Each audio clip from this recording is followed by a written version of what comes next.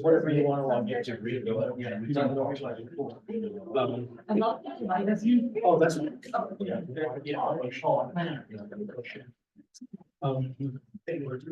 Maybe there's actually so that one is just an extra to help get the pieces from the other end. So we try to do like that.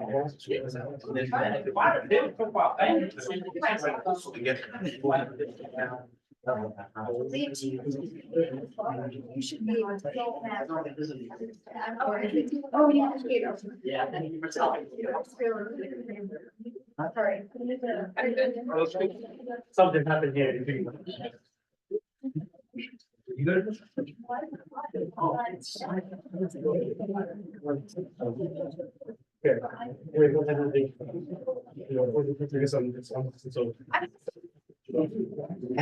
so we get to have cake with chocolate caramel.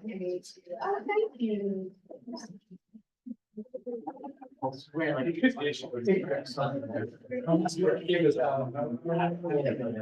To be honest with you, I don't know if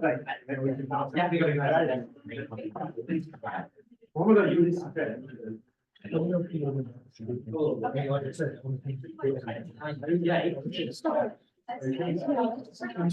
I'll be in the rest of the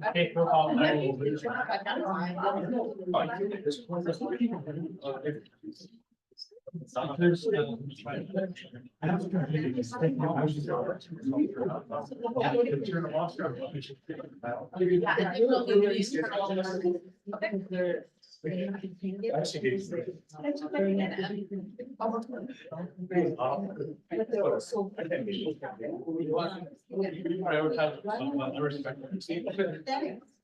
Any students? They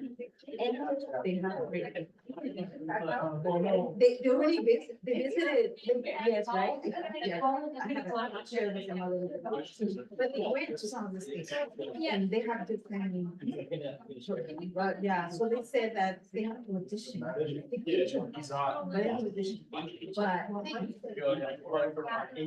then I should think, but it's. No, we don't. Do we that many? No. Some people. So about the thing. So they see this stuff. In the journal, right? But they were talking about it, so I'm saying that. No, I have not. I got 1, 2, and 3 emails. Look at your questions, create share document. This is a learning process for me, right? And it's very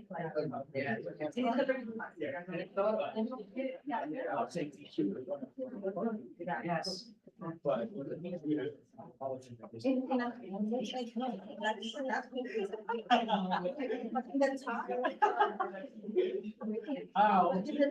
like let's say like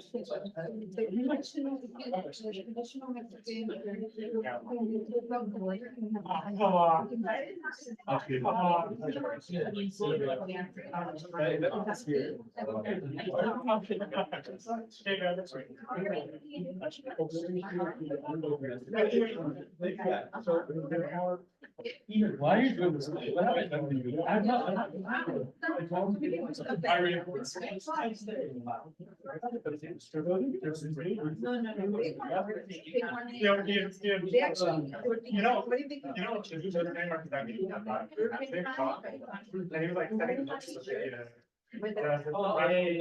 Yeah, and then someone lady took a screenshot of it. And I'm kind of, yo, stop, you know what blue eyes mean? Hey, that's not bad, I can explain that, And then Sean will do you. What? No, Sean will do you. Oh, Yeah, okay. I understand. It just got one crack right there. Sir, it depends on the- Well, they haven't been done since. They think it's been a good. Come back. Yeah. We got blue eyes, white, right? It's like- We were looking at the other side, planning for but the only one. Yeah, it is. Another in Mitchell's, another spread. No. So we're like, we get rid of that. That's next. And then they wanted to do a social house. But that's like.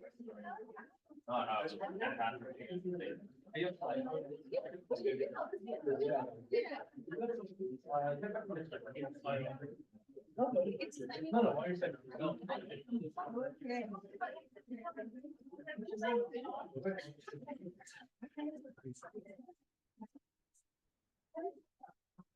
Yeah. And then. It's like, it's pretty. So it's like.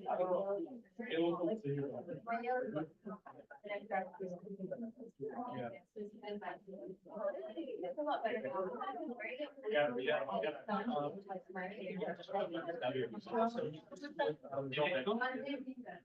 And so when you do call for that, you know, like, you adjust something.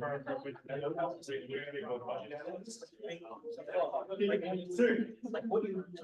What? If you object. Just to say the money. You object to the yeah, get into work. Now, how would you think? I'm like, you sit over there. You say I object and I ask you why, you don't have a good answer. You're just like, Anyway,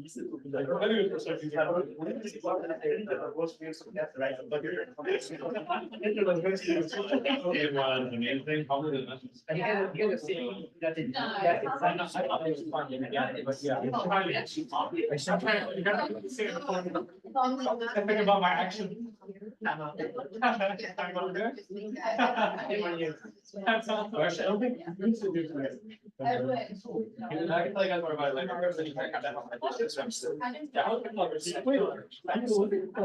Just a word. I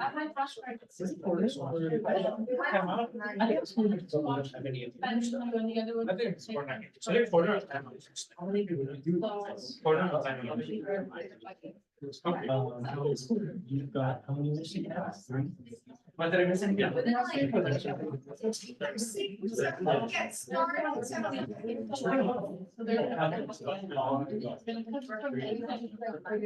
No, social media. Another 9. There's, DC. Three. And it's, Oh,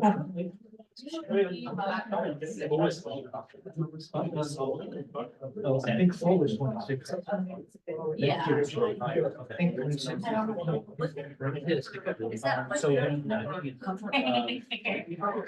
So. Yeah, you enjoyed it. Yeah, so half plus.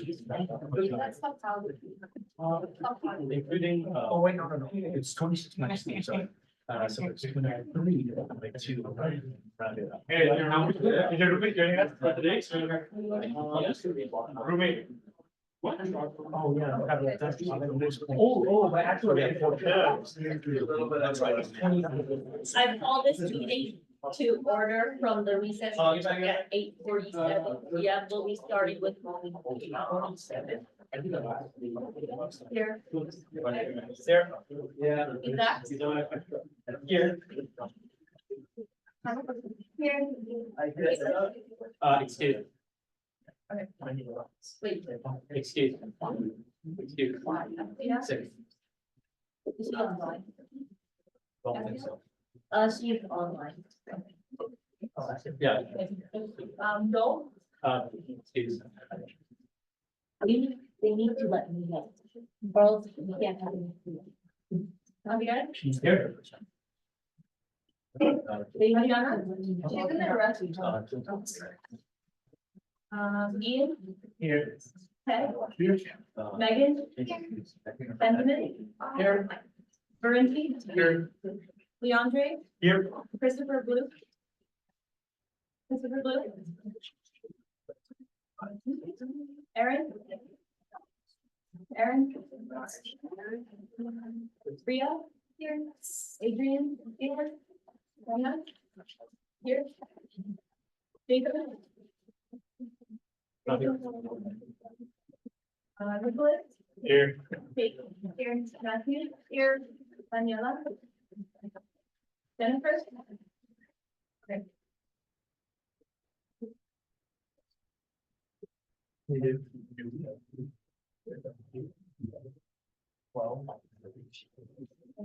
Moving on to public comment. Are there any public comment?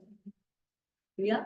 Nuestros estudiantes empezaron a hacer extracurriculares en la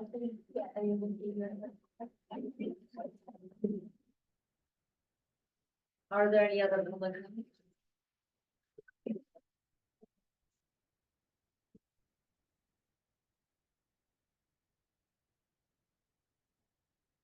Hello, everyone. Here I'm representing Office of Equity. It's like 2 minutes that I'm trying to like, is that after public comment? This is for public comment, not budget. Oh, I'm bad. Yeah, the budget comments will be right after public comments. Hannah? Research day tomorrow, and we really need a few more people to help with this. Thank you so much for everyone, to everyone for signing up for a shift. So we need a few more people for cleanup, so if you're available, we would really appreciate it. Thank you. Are there any other public comments? Would you like to do the Office of Equity? You're the boss, you let me know. You can do it now if you would like to share. I have. Oh, Adrian, would you like to?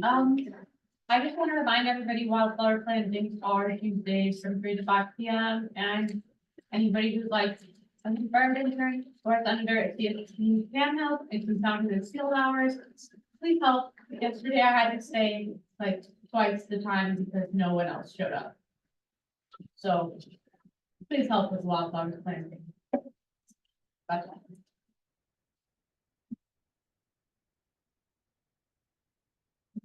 Yeah, I can go for it now. Yeah, did you have something that you wanted to speak to? No, is there something you want to speak to?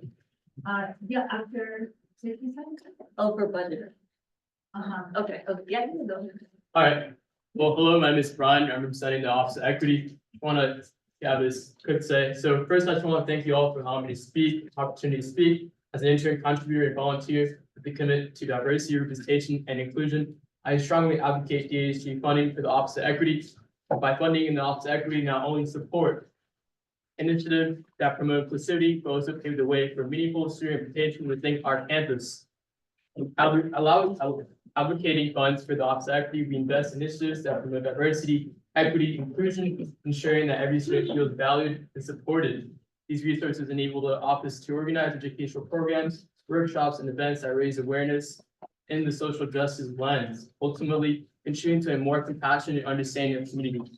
Funding the Office of Equity is an investment in the well-being and success of each student, fostering a campus culture that embraces diversity and empowers everyone to thrive in an educational environment. Department as well. As I'd like to state, without any sign of inclusivity or representation events, there's no student engagement. Without any engagement, there's no community. Okay, thank you. Are there any other public comments? If you are here, to speak about your program for the budget, there's a sign-in sheet, yeah, right over there in the corner, so make sure you sign in there if you would like to see your program, and also a link online. If you would like to speak to it. We'll be moving on to budgeter comments. Each program will be limited to 2 minutes maximum.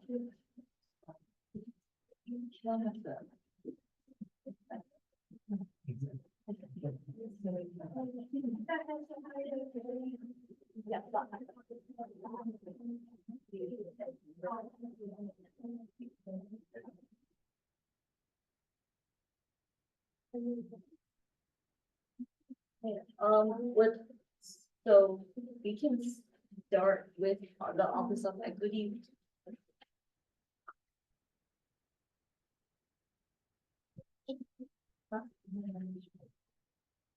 Start what? Let me know when I'm ready. Okay. Hi, everyone. Thank you for inviting us. My name is Ashley, and I am an Office of Equity intern representing the Office of Equity. So the Office of Equity, Social Justice, and Multicultural Education. This is more than a title. This is what we stand for. Student populations are experiencing disproportionate impact from Filipinx, Latinx, Black, LGBTQ+, Native American, foster youth, Pacific Islander, and many more. The Office of Equity is committed to student equity and achievement plan that has been going on since 2022 and it's supposed to go on until 2025. The whole point of school is to support our students, but we can't do that without having a social justice and equity lens. We're not able to support our community without DASG funding, and we can't do equity without your support. Thank you.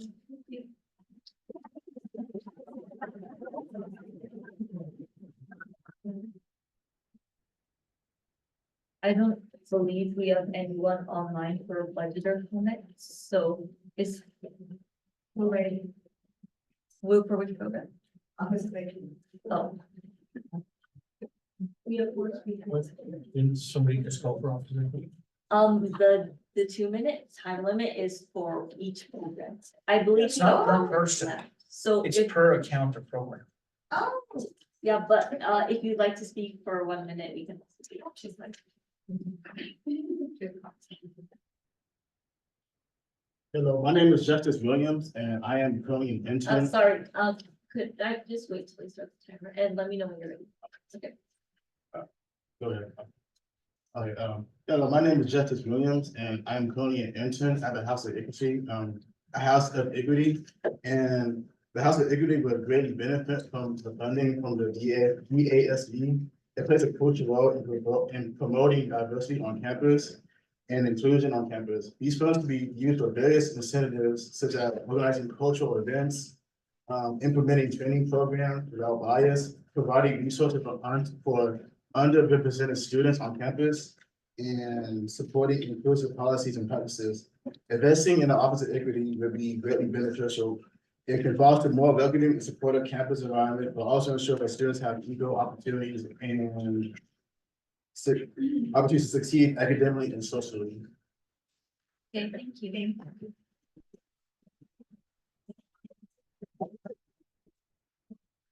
Are there any other programs here for budget or comment? Seeing none online as well, we'll be moving on with our first business item, which is a continuation from last week. So this is the 2024 to 2025 DHG budget fund 41, and we will be doing the first. Is that?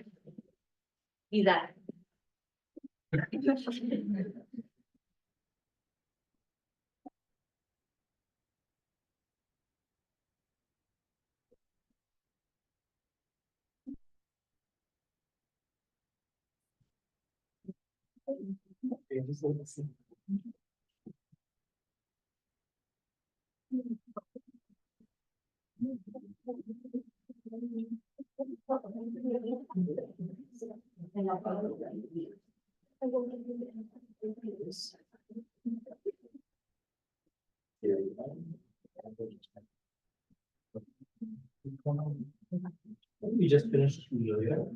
I think, yeah, I think by yeah. This next one. Yeah.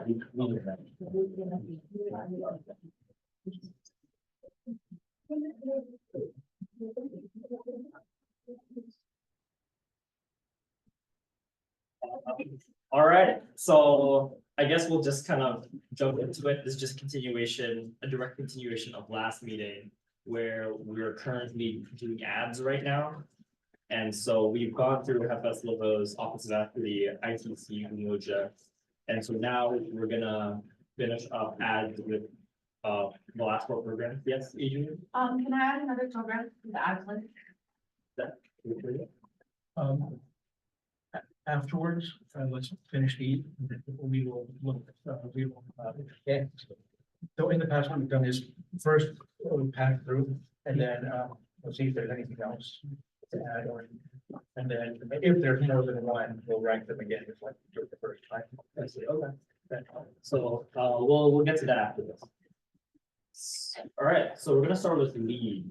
Do I know who, does anyone remember who advocated for this ad?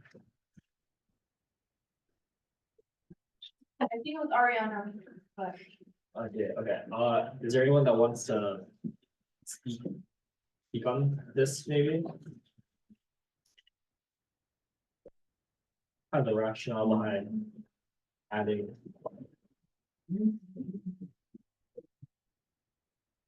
Oh,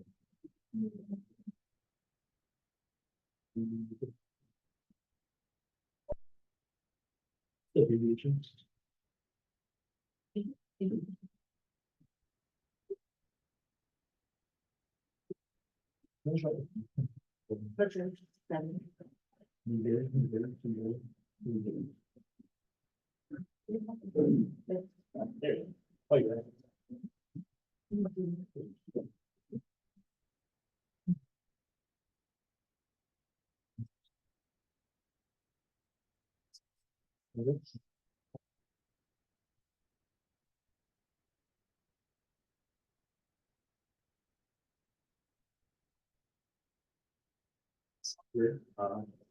Like, does anyone remember who spoke up for adding lead? Are we on that?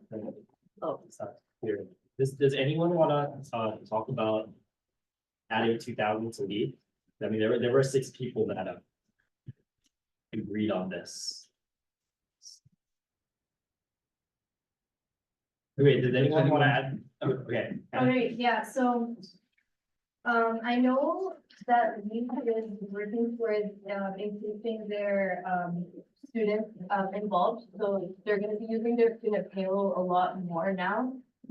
Which is a reason why they asked for more, and as you guys can see, last year, they also used up all of their student payroll funds, and that was 6,000, approximately 6,000. And this time they asked for 31,000, just because they're trying to expand in that area, and we gave them 8,000. And I think that if they are showing initiative and if they're actually using the funds, which was lower, than what they've asked for this time, I think we should give them that, because they're taking initiative and involving more students. And I know there's a lot of student interest in legals, so students would be looking to, work with students. Lisa, do we know how much they spent in fall payroll? Lead, Lead, I yeah. don't know that they've spent much yet. So let me take a look at my. And Nico, if you can also check the notes as well, because we probably talked about. Sometimes some programs have students on work study for the first part of the year until it runs out. And I don't know if that's the case here, but, Yeah, I updated the reports, Monday. yeah, so they And, can only use $135 so far, so not much, but there might be a reason, I don't know. It can be hard. Always, because sometimes if there is work study money, they'll keep it first, then once it runs out, they start using the rest. So those financial aid things, we have no way of knowing ahead of time, fortunately.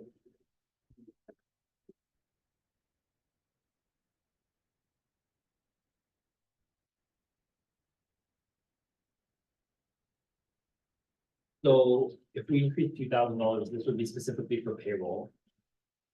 Is it? Yes, can I propose a higher increase for payroll, or? I mean, you can, yeah. Whatever you want, the motion for, yeah.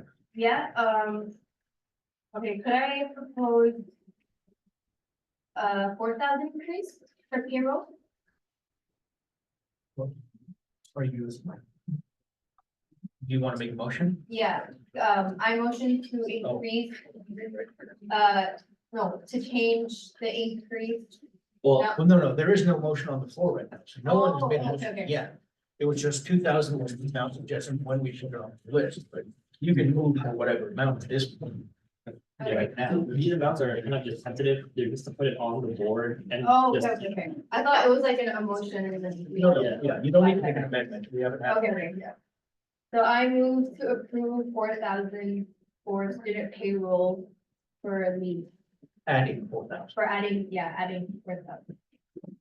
For the lead program. Can I get a second? Second. Okay, so moved by Hannah, seconded by Adrian, are there any objections? No objections? All right, this motion passes. So next is Pride Center. So, Hold on.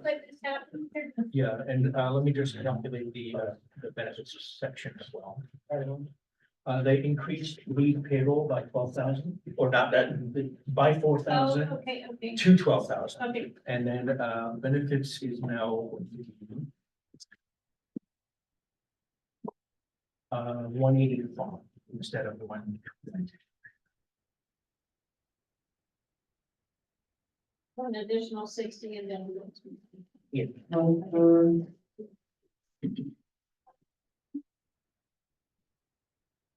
Pride Center, you said? yes. Okay.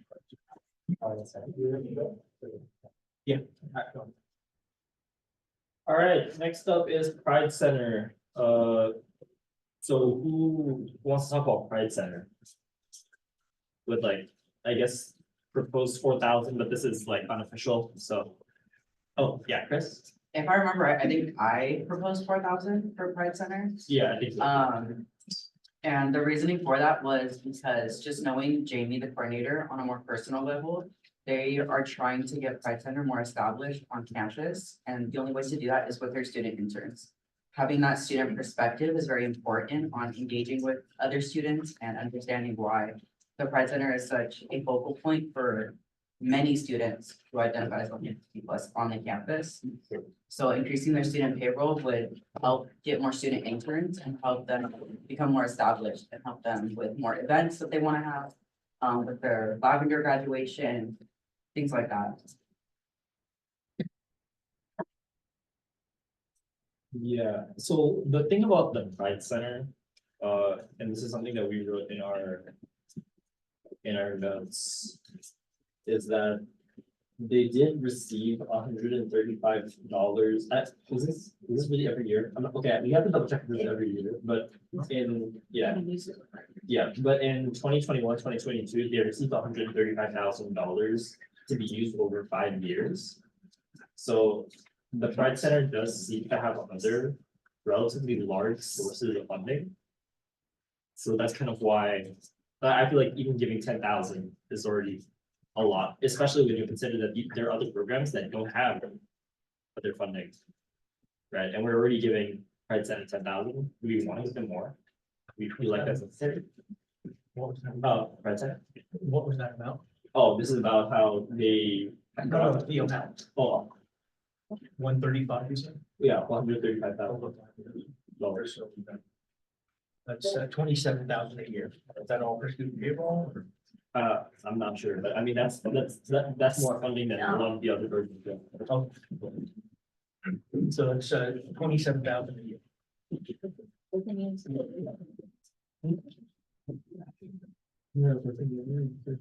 Oh, this is the people program.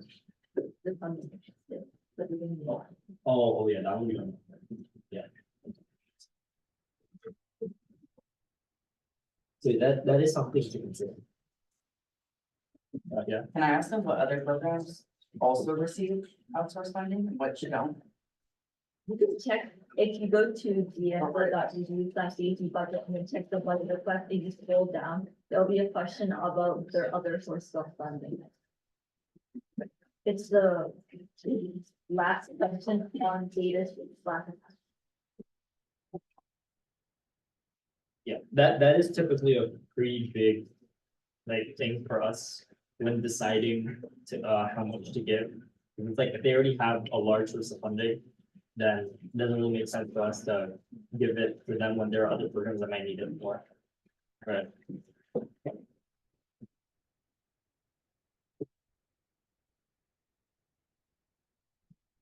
One thing to consider is, whoever interviews Jamie, is to, better understand, the, source of that funding and also what that funding can be used for. Is it, already, tagged for a specific thing so that they can only use it for something? So that means, if that is the case, so for example, if they can only use it for one particular event, that means they don't have other sources of funding for other events that they do. They mentioned in their application, and I'm reading it off, the funding is to be used to establish a physical pride center space, create a LGBTQ plus focused learning community, and develop training and professional development for faculty. So they may be using that for, to just specific to, operational needs, right? So they may be using those funds to supply their equipment, their, whatever supplies, and then perhaps conferences. So it sounds like then what they're asking for is maybe money for, the programs and events that they do, and I can attest to that because I sit on one of Jamie's planning committees. And you've not met her yet, she's amazing, and I know that she's really trying to elevate the profile of that office and by doing more events and she's a one-person show. She's the only professional staff in that office running the center, so perhaps that's why they're requesting money for interns like that, so I wouldn't let it sway. Yeah. Or influence too much, because that money sounds like other offices. Like we get money from the college to help us with like supplies and stuff. So they may not be getting that from the college, but this is what they're using their money in order to run their operations. Do you know who interviewed them, or do you have their notice? Is it not here? We can share. I think there should be the documents. Yes.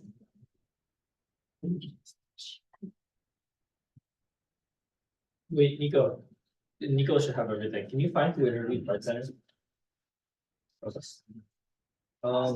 I guess while looking for that, or, okay, while we're looking for that, we can move on to discussing it first. Chris, did you want to make a motion? Oh, yeah, you could just make a motion to. Can I make a motion to change the amount? To add something. The For amount amount. is. Right now, there's no amount. There is no motion right now, so you don't need to amend it back. Oh, okay. So if you want to add some amount to Pride Center, you can just make a motion to add that amount. Understood. I would like to make a motion to add $2,000 to Pride Center's student payroll. Right,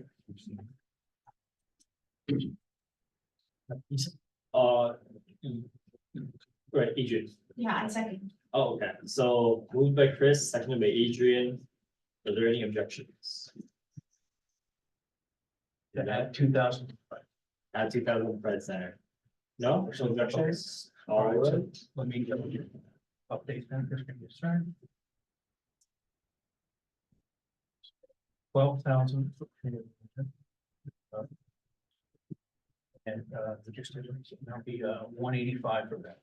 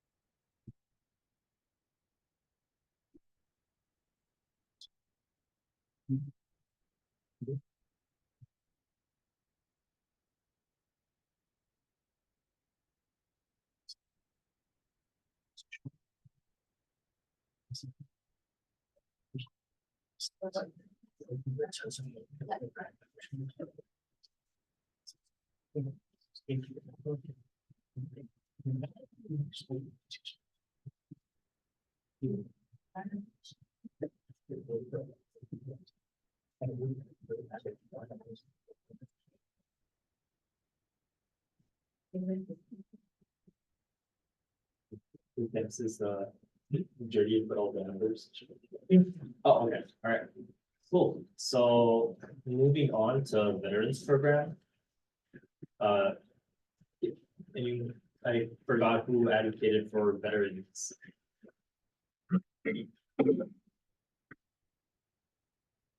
Or does anyone want to talk about adding 1,000 to veterans? So currently it's Currently it's 1,500 for supplies. Which is, I think we generally use that for textbooks.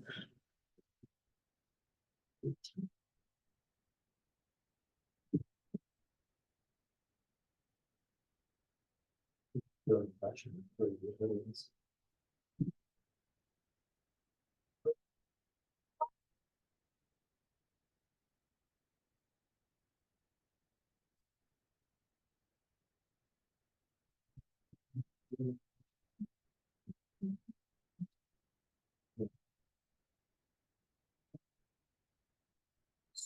Do anyone wanna talk about this? $1,000 for veterans, or just some amount for veterans? I mean, 5 people raise their hands, so. Does anyone want to add anything to the veterans program?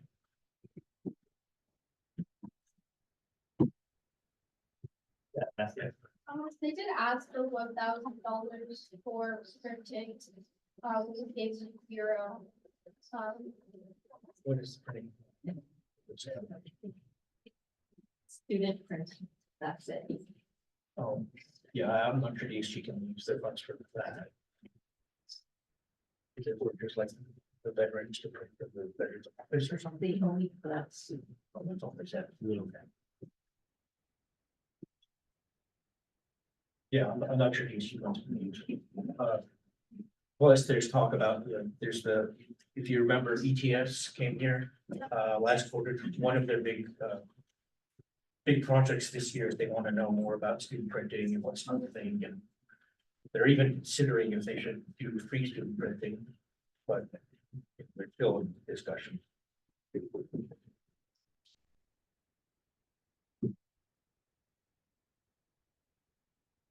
I mean, if no one, oh. Nico? I like that. The discussion that veterans program does have other sources of funding. And if you're planning on giving 1,000 for printing, they did have 1,000 remaining from last year, which they didn't use. They could have used for printing, but they chose not to. And historically, they never print anything. Yeah, AJ? So what if we add just 500? Because like, The supplies or the.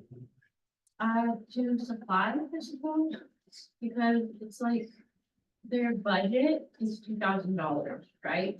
For this year.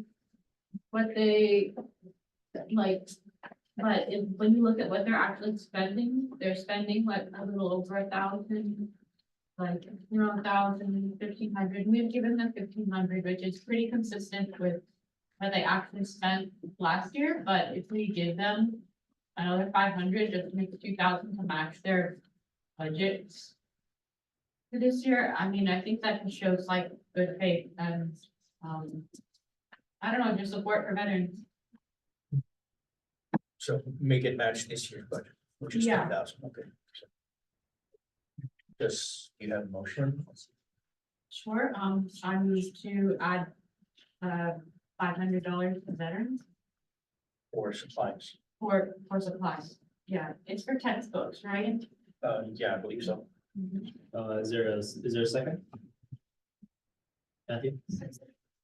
Moved by Adrian, seconded by Matthew, are there any objections? Wait, sorry. Sorry, huh? Can I ask something? Sure. So the cases right now, they do have money for supplies, they just did not use it. Oh, no, we're talking about how like the The current previous budget year. is 2,000 for DSG, so. I didn't quite. But I wonder what the printing supplies that people just. They never use, but this isn't for printing. This is for This supplies. is for supplies. For Okay. technical. Can't they use the budget from printing? No, they don't have a budget for printing anyway. I think the talk is more so about how, was it, so last year they had 3,000 and then they actually spent 1,100, right? So then we gave them 1,500 this year only in supplies. And then there's a motion on the floor to raise that to 2,000, To match this year's budget. which is what the budget is for this year.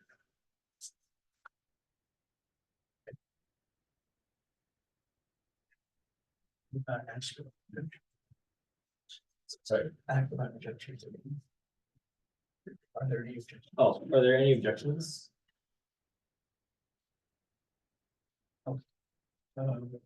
So it passes. Okay, I guess, yes. Okay, so motion passes. Oh, and then yeah. All right, and then last is athletics. About $2,000. Anna, I have a question Oh. for just like, for budget deliberations. So when we pass it right now, do we do another meeting for budget deliberations or is this it? Like, There is another meeting. there's Yeah, one more? at least one more meeting. Okay, so we go through it again, like the cuts and additions? Well, no, Or, we can. But the budget requires two, confirming, so it requires a vote and then a confirming vote. Um, so if it passes today, with whatever changes get made. Because once all the changes are made and, no one has anything more to add, we'll need a motion to approve the budget for 24-25 for Fund 41 as amended. So, and then we need to have a roll call vote for that, and it needs back by 2/3. Next week, the budget will be on the agenda again, and we probably are gonna have at least one change. Let's just talk to Lydia about that, but we won't know until after tomorrow.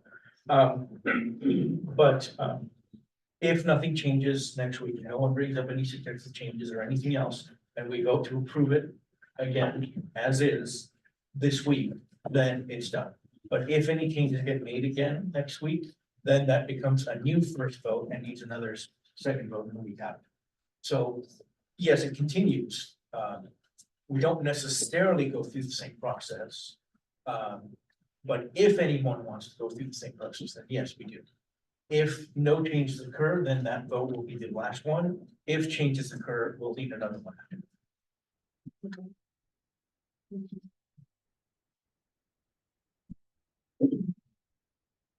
so yeah, are there any other questions?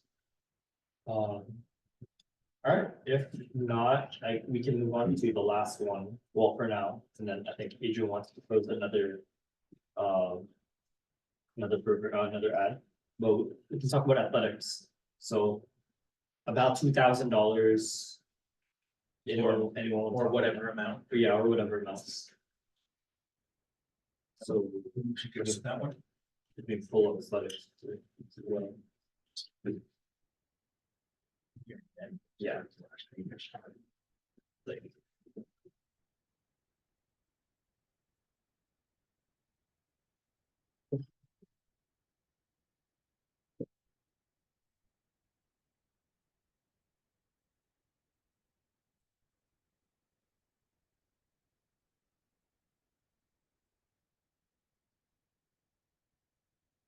yeah, I mean, if you guys see, this is a program that DOJ has been consistently cutting back on funding, because we believe, again, this is something that DSG shouldn't really be funding, at least to the degree that we used to anyways.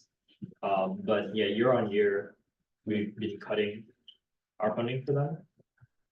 But, So, I do remember last week, somebody did mention that, that funding just the students as we are now might be considered okay. But again, you don't necessarily maybe want to do it, for 200,000 or something. But at least you're no longer funding referees or entry fees and all sorts of other things they were asking for before. So you have cut back on all that other stuff again, and now you're just doing the student meals and lodging. Yeah. So right now, so it's the 65,000, we gave them 10,000. Then we can add them X amount if we want to. Or if we feel very strongly that we shouldn't be, then that's also a thing. If we feel like it's kind of okay, that's also an option as well right now. So I think it's good to have discussion.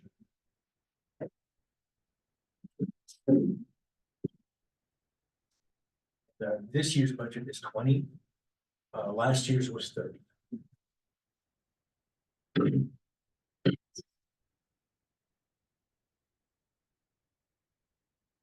Oh, yes. I have a question. Right. So because we're cutting back on funding and it's like, it's similar to what we did with tutoring. Are we also gonna be looking for new ways to fund them? Or are we just like telling them to do it independently? I mean, ideally, we should be advocating for them as well. Are we? That, well, as of right now, we're not, Okay. but yeah. But that is something that we would probably do after budget deliberations, usually. Yeah, And I mean, and DSD did kind of already do that when they said, you know, really is not appropriate for DSD to be funding things like the referees and entry fees and such, and that was a few years ago. So they did do that then. So that at least they're not asking for DSD for anything. This is for, like I said, the students, and yes, you could be advocating for them to find funding for it, or you know, I mean, I've heard that other schools, you know, the students buy their own food if they want to get food. they were included, athletics was included in a presentation that finance did last year, which also included, advocating for the student leadership coordinator position to be picked up by the college and for tutoring to also be funded by the college, which both of those things are happening. So, yeah. We can do more to get all this too.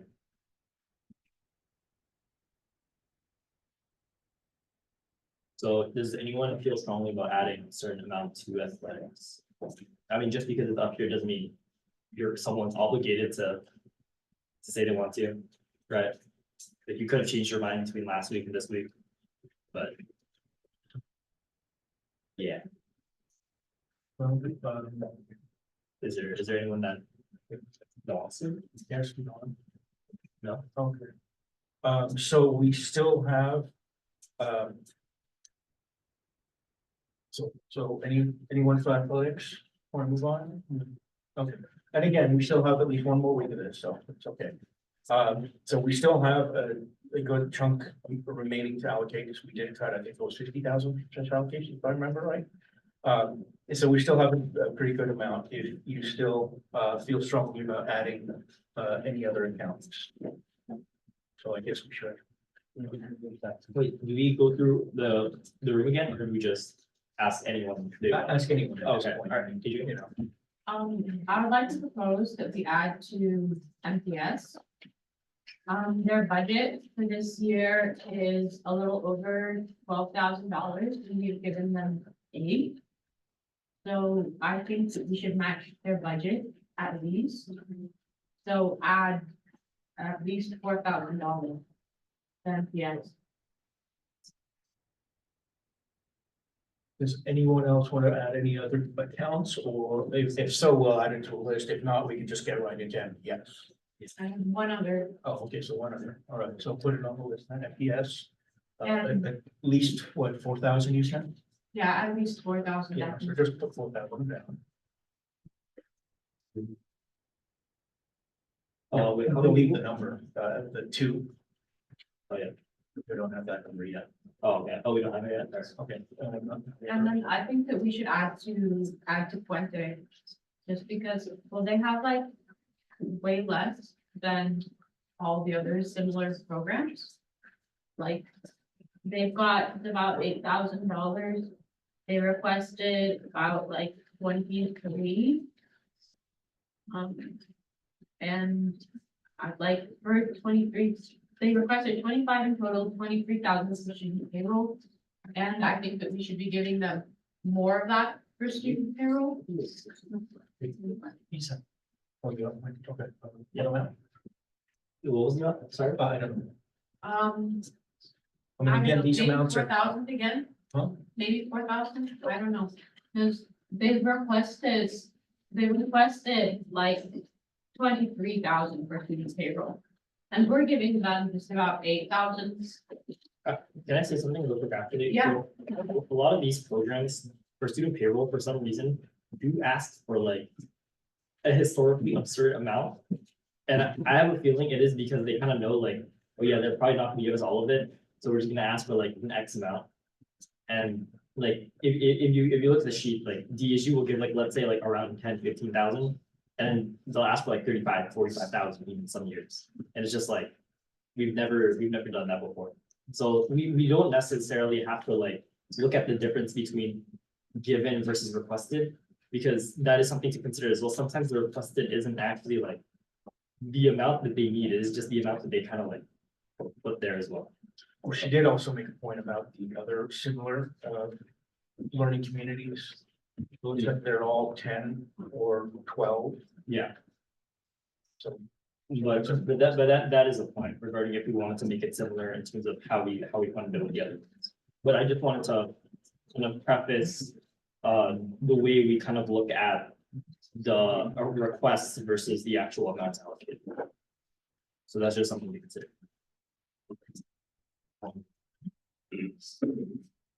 Is there another program or is it just these two for now?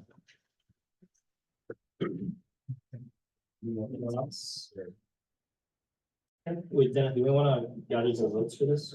Yeah, just see which one to do first, I guess. At the same time? So just, who wants to do MPS first, who wants to do point A first? Just ask that. Yeah, so who wants to do MPS first? Two. Anyone else?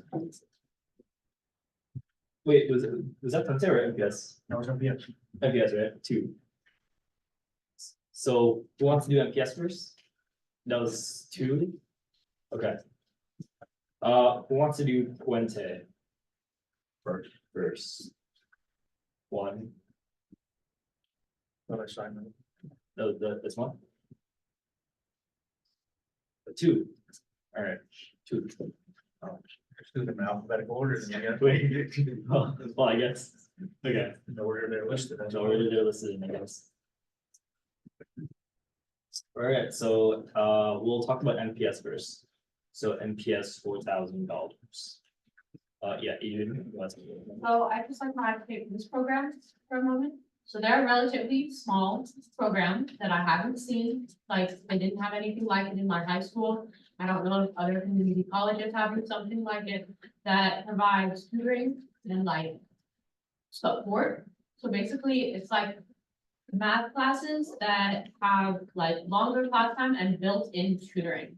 There's only like a handful of them, like on the college, so there's not even like a lot of it. It's a pretty small program, but it has a very big impact.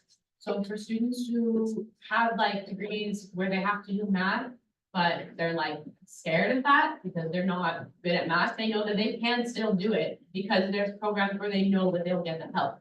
And this program, it won't exist. If they don't have money and funding for this, then they can't do those classes. They can't do the classes with the in-person tutoring. And people who struggle with math then might not be able to do those degrees at the ANZA. So I think it's something that we should really be funding as best that we can, and that we should match what they've got for their budget at least. So, yeah, that's why I think we should add $4,000 to MPS. Match their budget for the current year. Yeah. Wait, Lydia, you wanna- Just a quick comment, I'm not sure if you're looking at the budget request, but for all of these programs, it would be great if everyone looked at the budget request for that, because they would exist if we didn't fund them, as they have limited support from another grant. So please be sure to look at that. The grant is good for 5 years, so yeah. That is something. Did I see raising hands? Over here? Yeah, I think there were two hands. Yeah. So they just said what I was trying to say. Oh, okay. Were you gonna say something? Oh, I also want to say something. Yeah, you can say something. No, like I was. Oh, that one, same thing? Oh, okay, alright. Is there anything else? Yeah. So how much outside funding do they have and can they use it for students? They declined to put the number and, I mean, they just didn't put the number and they also did not put what they can. But the only thing they requested is for student fee. So Exactly, that's why I think we should fund them for it. Yes, sir, so how does the funding work? Does the funding basically fully cover what the deficit between last year's funding and this year's? Wait, sorry, can you say Yeah, that? how does the funding work For what? for MPS? How they get funded in general, Or or? like they can just, so that contract for 5 years, they just get. Oh, Well, it's the same as everybody. I mean, they get funding from different sources, so. Some from the college, some from grants, if they get grants, some from DSG, if they get money from DSG. I mean, if you're Yeah. asking if the grants roll over, I guess they probably do, like, if they don't spend all the grant money. Yeah, like, I think he's asking, like, if you don't use all, like, if, like, one year they get $25,000, they don't spend all of it, where does it go? Is that what you mean? No, my question is that, does the new grant that they, that in the budget request thing, does it fully cover like the deficit? Compared to last year, what We don't know. We don't- Because they don't give. you don't know what's the one in that? one? Yeah, we don't know the amount of the grant, Oh, yes. So one thing that we do know is that they're spending all of the money that we're giving them. They spent every penny that we gave them last year. So whatever outside funding that they have, they're still needing this DSG funding and they are still using this DSG funding. So I think we should continue to give it to them. It's a unique program that I haven't seen in other schools. It's a relatively small program and I think we should really support it. Is there, does somebody want to make a motion? You go. No motion. Just want to say something. Okay.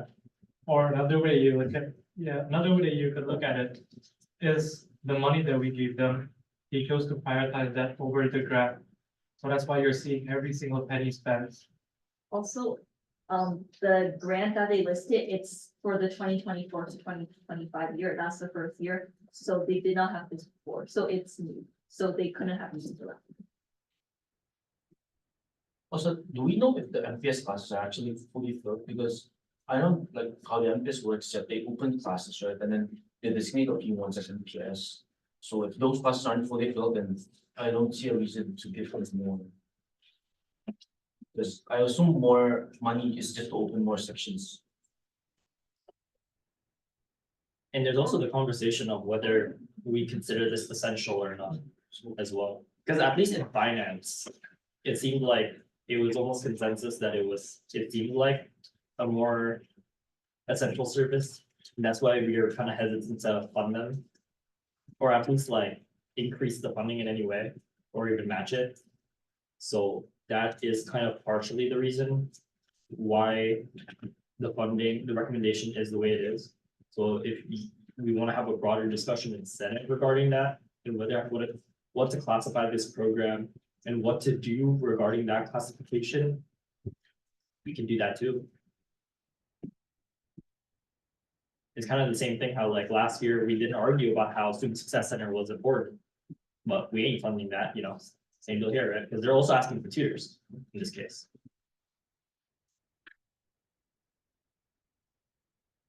And if you wanna know about the sections, they don't have, I don't think they have it listed by each section, but they do have an unduplicated head count as well as section number and other data if you go to the sheet with the funding request, and then there's a MPS program detail.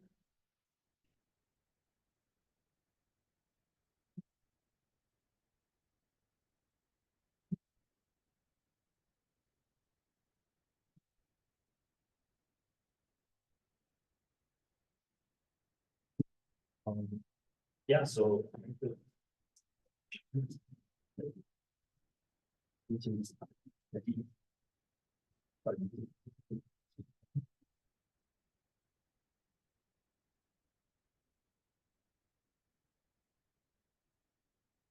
Yeah, so does anyone, Is there any more discussion or questions, or is it motion? Adrian? I move to fund MPS or to add $4,000 for MPS funding. Is there a second?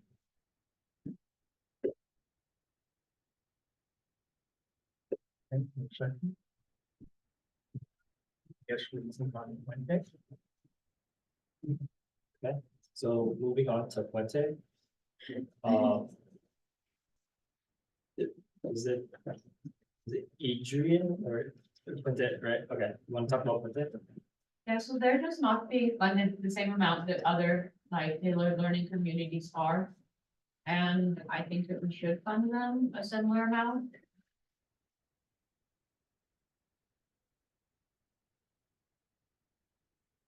Would you like to go more into the amount? Because if you do took their additional sources of funding, that might be sort of the difference of why we decided. But you go. Yeah, and you say that Puente is, we're giving them less money than the others. It's because, correct me if I'm wrong, but based on my notes, Puente is the only one that has outside funding.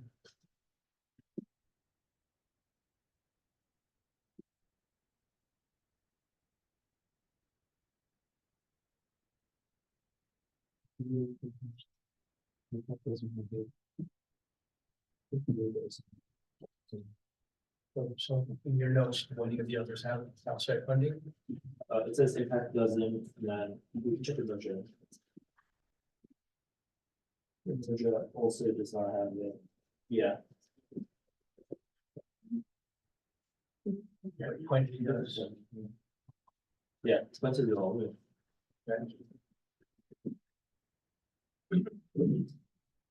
Any motions, questions, or discussion?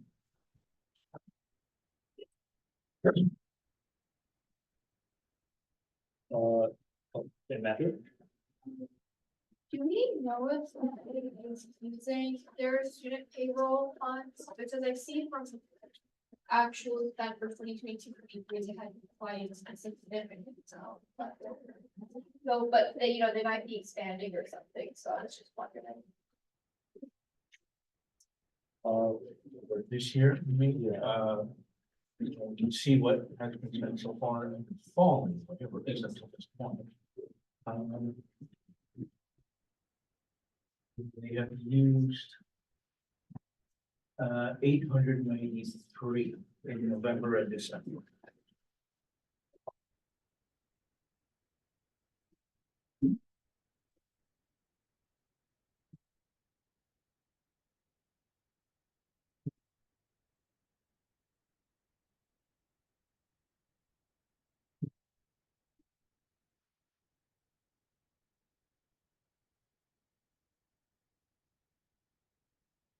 Yeah, I mean, is there any other discussion? Like, for me personally, considering that they are the only, I guess, group of the, kind of a similar program that does have other sources of funding. It does make more sense equitably to give them less, considering that they do have access to other sources of funding.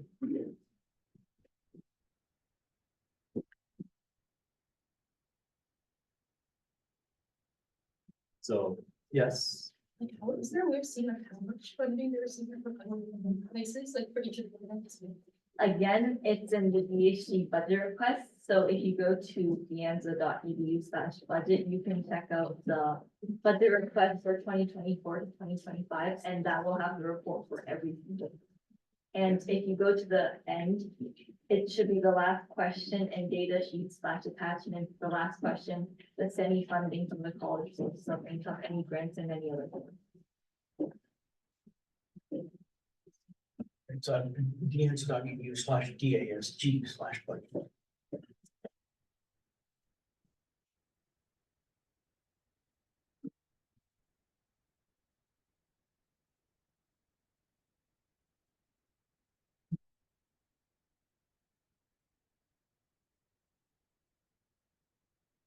Yeah, so. Is there any more discussion or motion? All right, I guess we can move on then.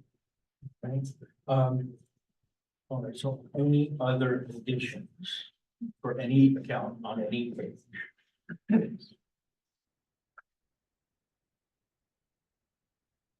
If not, there's 35,739 left. So we can put that back into special allocations, at least for now. And then approve the budget for the first vote at least today. That doesn't mean it's done, but if there's no other changes or anything else to be made today, then that's what we need to do at this point.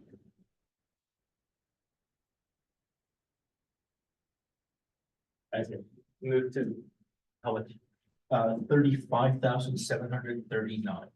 I move to move $35,739 to special allocation. Second. Moved by Isaac, seconded by Ian. Are there any objections? Seeing no objections, this motion passes. Give me 1 second.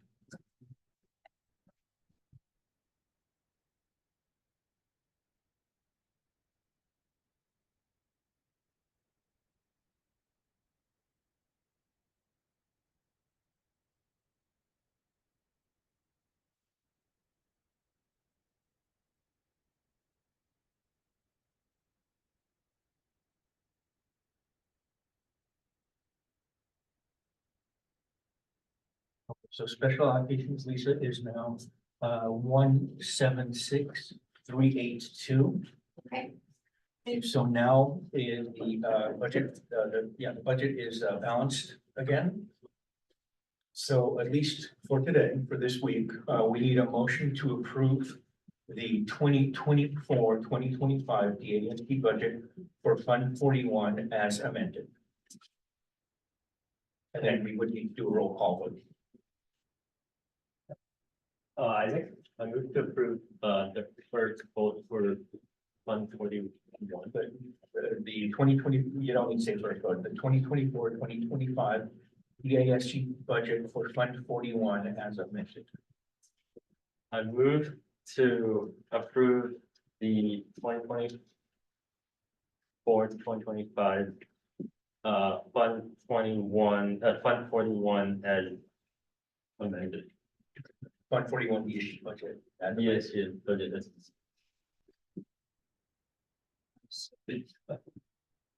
Moved by Isaac, seconded by Jason. Are there, wait, No, we we have to do a roll call. Right.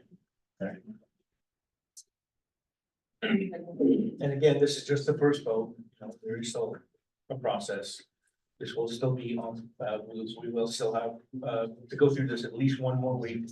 Most likely, 2 more weeks, 'cause we hope that there will be a change, next week. But we won't know until after the college council meeting tomorrow. But yeah, for this. Want to start now? Lydia? Yes. Isaac? Yeah. Suzanne? Yes. Hannah? Yes. Caitlin? Caitlin?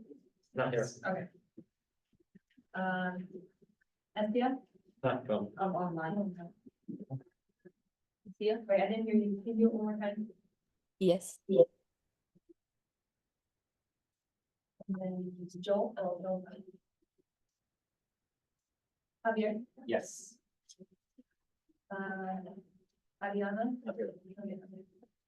Ian. Ted, Yes. Megan, Yes. Benjamin, Yes. Bernchi. Bernchi. Leonte, Yes. Christopher Blue, Yes. Aaron. You also said that. Okay. Ria. Adrian. Yes. Yes. Jason.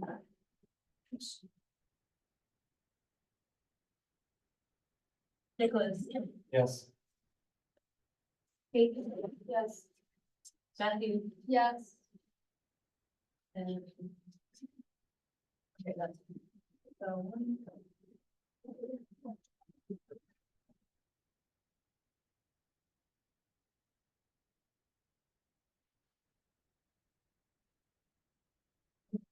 So everyone said yes, there was 17 total, but.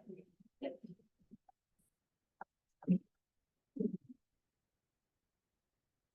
Well, congratulations, you got through the first vote, or the first vote. This will be back next week. I will email, Malia the updated spreadsheet, so we'll get those online. And the updated spreadsheet will be sent out with, or hosted with, next week's agenda.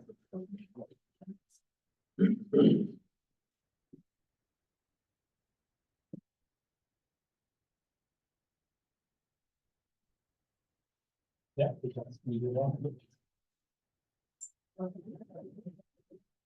So. Moving on to public comments. Are there any public comments? Are there any advisor announcements? Happy Valentine's Day. I brought some cupcakes over there from candy, and it looks like there's treats over there from, entrance at DM for programs that will help yourself. That's it. Dennis? Yeah, so I sent the email out, but only it isn't applied to me directly. But it gives a further explanation of how the leadership training category for the scholarship breakdown was calculated. And so just be on the lookout for it. Again, I only sent it to you if it applied to you. Dennis, do you have any announcements? I'll wait till the next meeting. Okay. Dana or Marika, do you have any advisor now?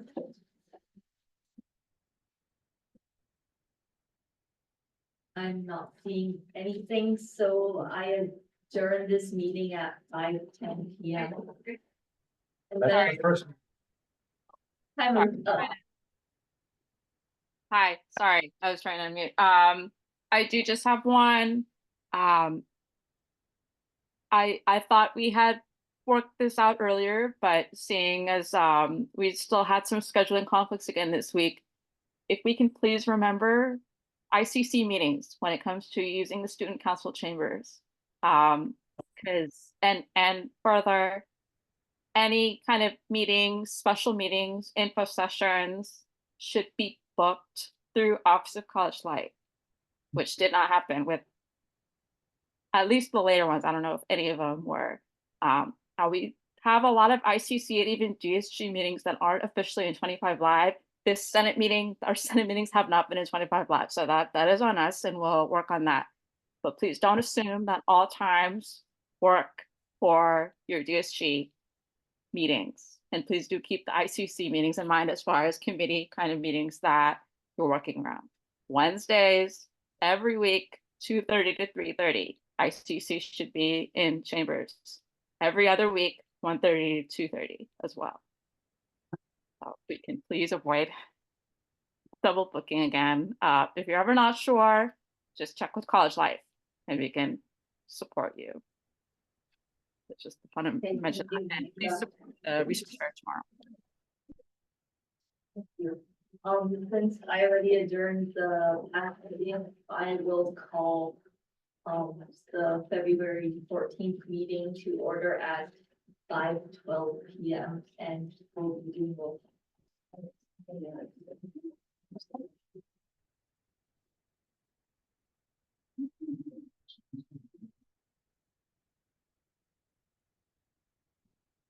Lydia, here. Isaac, There. Is that? We're Did you start off? Yeah, but he's here. Okay, Caitlin? Excuse, okay. Anthea? Here. Joel? Javier? Ariana? Okay. Ian? Yes. Ted? Megan? Benjamin? Here. Brian? Here. Leandre? Here. Christopher? Here. Aaron? That. Okay, Rhea? Here. Adrian? Here. Donna? Okay. Nathan? Here. Nicholas? Here. Kate? Here. Matthew? Here. Okay. We're done. Okay, no approval of minutes, so are there any other public comments? Are there any advisory announcements?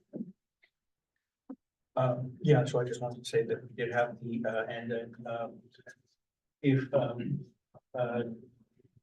Ted or I spawn add anything you can. We have the candidate orientation earlier today. We had about half the candidates or so.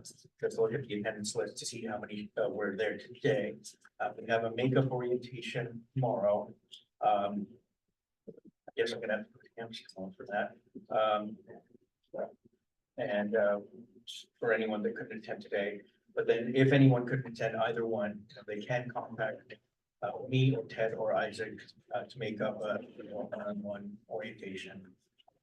The elections are, was it 28 or 26th of February, 6 AM through March 8th, 4 PM. So that's Monday through Friday. Well, starting Monday, the 26th, ending Friday, the 8th. And the election will be online. TN.edu/student vote.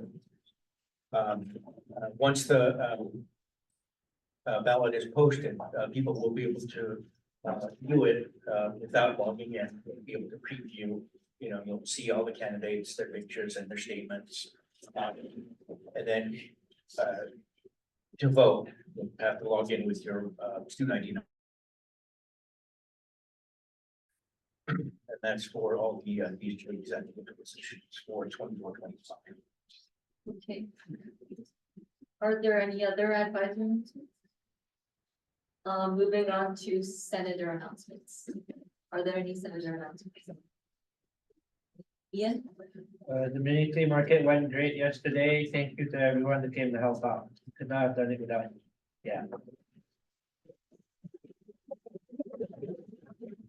Yeah, I just wanted to remind everyone, research starts tomorrow in conference rooms A and D. And for senators and confirmed interns, you could also come volunteer at the leadership table. We still need a few more people at like during cleanup.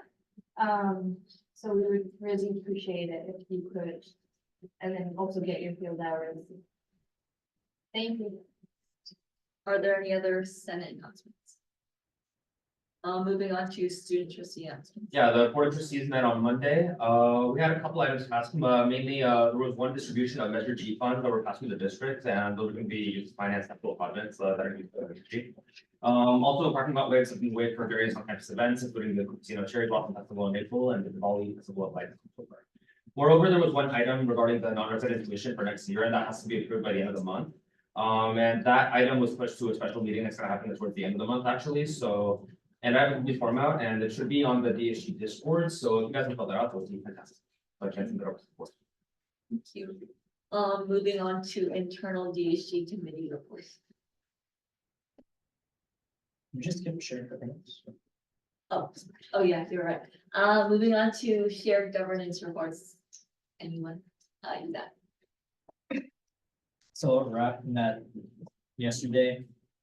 We reviewed the polling process and then we continued discussion on the median high bucket. So we kind of got consensus on environmental science, sociology, auto tech, office of equity, faculty coordinator. It seems like, but then we're still discussing comparative technical studies chemistry faculty position, music faculty position, and visual arts and design faculty position as well. Because with regards to I just want to ask kind of Sen and maybe public as well. So for comparative ethnic studies, chemistry, music, visual arts and design, is there anyone here that feels very strongly about any of those positions? It was chemistry. Yeah, chemistry there. You know, we're bucket the. So that, in my experience with chemistry, chemistry is actually, the thing with chemistry is they do the same thing as bio where they stack like, let's say Chem 1A, a lot of them in fall, and then a lot of Chem 1A in winter, and then a lot of Chem 1A and Chem 1C in spring. Like they sort of stack it like that because the thing is they don't have enough faculty to actually go for all the slots, right, for every quarter to fulfill all the general chem series. But I know that when I was taking at chem, a lot of students were like, "Oh, why did you skip chem? Oh, there's only one class of chem 1C and no one, and like it was no other class was offered, and that one class happened to clash with my math, or it happened to clash with my physics. So that happened a lot in the chem department. So I feel like the chem one should, if possible, get covered in the buckets. Yeah. Anyone here take time? Besides you students? Anyone else take chemistry? Okay, maybe this is not the best route to represent, but it's okay. I want to ask about comparative ethnic studies specifically. Is anyone planning to take it or have taken it? No? Is it the requirement for IDFC? So here's the thing. Yes, kind of, in the sense that there is an ethnic studies requirement, but it doesn't have to be fulfilled by like the comparative ethnic studies subject. So there's like 4 other like classes or something that you can take to fulfill that one requirement. So if you look at that, if you look at all those faculty members as a block and consider it as a department to fill that requirement, their full-time to part-time faculty ratio is high. But if you just look at the comparative ethnic group the comparative ethnic studies by itself, then it looks very small. Well, I don't want to say like, I would sort of attribute it because, so if you guys didn't know, starting from like 1 or 2 years after now, all the UCs and CSU is gonna follow the same course pattern called GETC, and ethnic studies will be one of the requirements. So now you don't have this an influx of the UC people taking ethnic studies, but also all the CSU people have to take ethnic studies. Yeah, I know, but what I'm saying is that in terms of Deanne's ability to fulfill this requirement, supposedly it's already like pretty good. Yeah, right. I mean, we can check again just to make sure, but it's like there seems to be kind of a disconnect whether or not it's like, do we really need this or not? So then it's like the conversation is kind of between, do you want to add another chemistry faculty member, or do you want to add another comparative ethnic, faculty member? For example, When I received my advocacy for the comparative studies. okay. Sure, I mean, we'll look at the numbers again just to really make sure, because if, for example, the requirements is kind of shaky, but there's only like, let's say 2 faculty members that teach like subjects that articulate to it, then it's kind of like, well, it's kind of scary. But then if, for example, there's already like 50% of that like block is full-time, then it's like, there's no need to have. Okay, that's my question. Oh, I already talked about it. Just if there's again. Question. Are they asking members of RAP to just go to their constituents and ask about their feelings about the 5 that are being proposed? That's just what we're doing. Just because we want to make sure we can represent the. I think the difficulty with kind of a very generic kind of ask is that there's so many different factors that go into weighing what positions to fill. I mean, I without that hard data, without knowing like, what does enrollments look like? What is the impact? What are how are we aligning ourselves with our mission and around DEI? So it's hard to say, well, I want this over this without knowing really, well, what is the direction of De Anza, for example? I mean, are we trying to be a more science campus versus, humanities, for example? What are the enrollments like? How students in the past 5 years been impacted by not being able to take certain classes in chemistry, and that's going to affect their transferability. So I don't know, I think I would maybe frame it maybe a little bit differently, and perhaps maybe part of the work that you can do is maybe bring back more information, maybe from institutional research, for example, about looking at how. So I don't know, so to just ask, what do you all think about these questions or these different positions? I think it would be very difficult for me to say one way or another, unless I have a favorable, like for me, I was in ethics studies, so of course I'm gonna advocate for ethics studies, right? But then that's biased. Right, I mean, that is a very good point. So in RAP, we do actually look at the data, like we sit down with the other constituency groups as well, and we kind of like the data together and have like big discussion around it. I didn't want to bring those like hour-long discussions to Senate as well. So maybe if there's a way to condense that information, maybe that is something that we could also present. We're just trying to kind of see what general consensus of the students kind of like feels like, to maybe bring that like to RAP. Right, just like from our perspective, and then the faculty have their perspective, and that's also something we can also. So maybe it's just the framing of the question. It's like, how many have you been impacted by not being able to get a chemistry class or ethnic studies class, or, it's just to simply just ask what your thoughts are on the positions without knowing all that data, and that data is important for us to factor into whether or not it's important for us to support this instructor versus that instructor. And without that information, it's just, we're kind of blindly having a conversation about what we think based on our opinions, which is not based on kind of needs of the campus and factual data.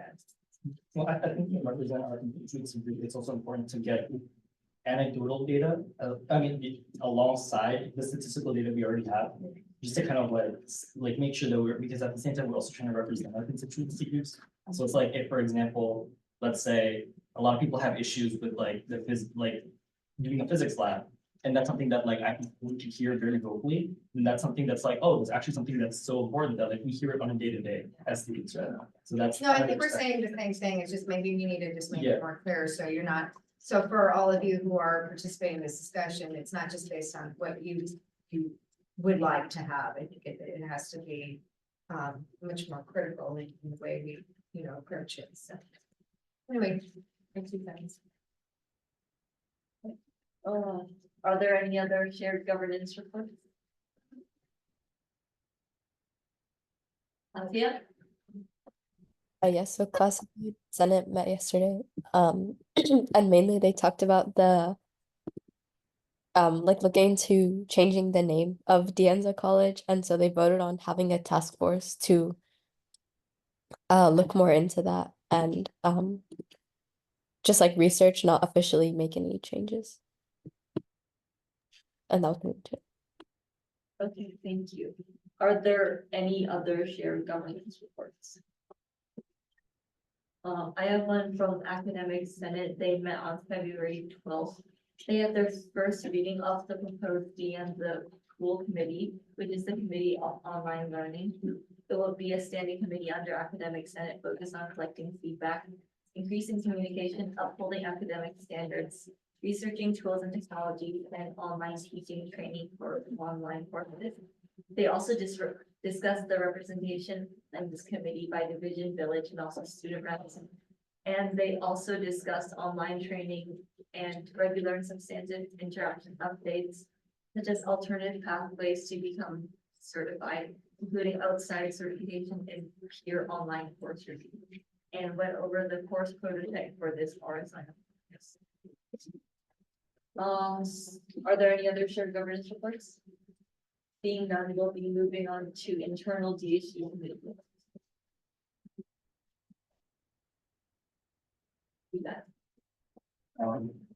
Finance talked more about community projects regarding improving the liberation process, and then yeah, we had our discussion on the changing how we evaluate the DASG operations and budget deliberations, and then improvements for outreach, and then also improving the forms, the DASG budget request form, to make it like a Microsoft form instead of just like a PDF.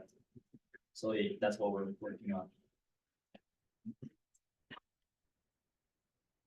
Hannah? SRA met today and we finalized research their, related things. And then we also, began planning to do a DHG, and SRA specific introduction at the All Peer Equity Conference. Specifically for outreach, of internal elections as well. Because they will come out soon after, and we got a time slot for, around 3:30 for that, so SRE senators and maybe if you're interested, will just be there and we'll introduce DHG, the structure, and then, what SRE does with DHG. Marketing has not met yet. We're meeting tomorrow and we pretty much are gonna be discussing the wheels that are in progress, like the resource fair recap, which is gonna be happening tomorrow. And also we have somewhat worked with SRE on the DSPS field, which should be happening shortly.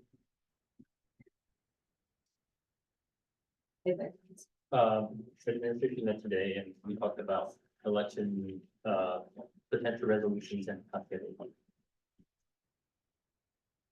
Okay, Asia, do you have anything for your friends? We just had an unofficial meeting today, and we just checked in on how the wildflowers planting, intern projects, talent show, and mini flea market are going, and how the mini flea market went, and that was pretty much it.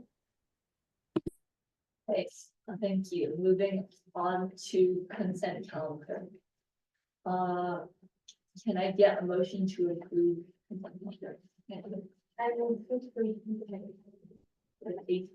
Moved by Hannah, seconded by Renty. Any objections? Seeing none, consent calendar is approved. We'll be moving on to the first business item, which is the funding for March and March. This item is to discuss and allocate the 3,000 for transportation and food for the 24 months. Are you? No, our director Cynthia is doing it and she should be on the Zoom. I don't see anyone on the Zoom right now. Do you know if he'll be on Zoom?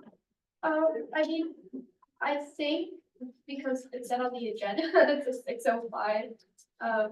She did not realize, that occurred. If we can like table it, either like one, like agenda item down or like to the end, I can try to contact her. Is it okay if we just move to the next item? Or do we? Yeah. But like, we can come back to it, right? Yeah. Okay. Okay, so we will be moving on to the second business item, which is the Student Senate for California Community Colleges resolution on the 50% law. And it's based on the education code and California Code of Regulations. So we'll be reviewing and potentially approving this resolution. It proposes changes to the 50% law, which you can read about here. And we have Michael to present this, right? So, oh, would you like to share screen? I'm sorry. Would you like to share screen or? Oh, I think it's fine projected as is. Okay. Thank you, Chair. So, to start, thank you, board members for allowing this time block for discussion of this resolution.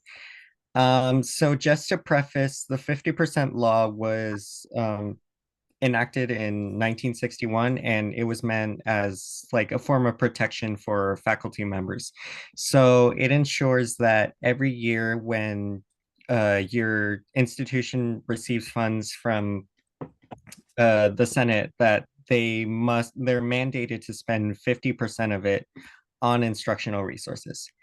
So the 50% law defines instructional resources as curriculum contracting, professor salary and benefits, tutoring, and lab technicians. And that that leaves a lot of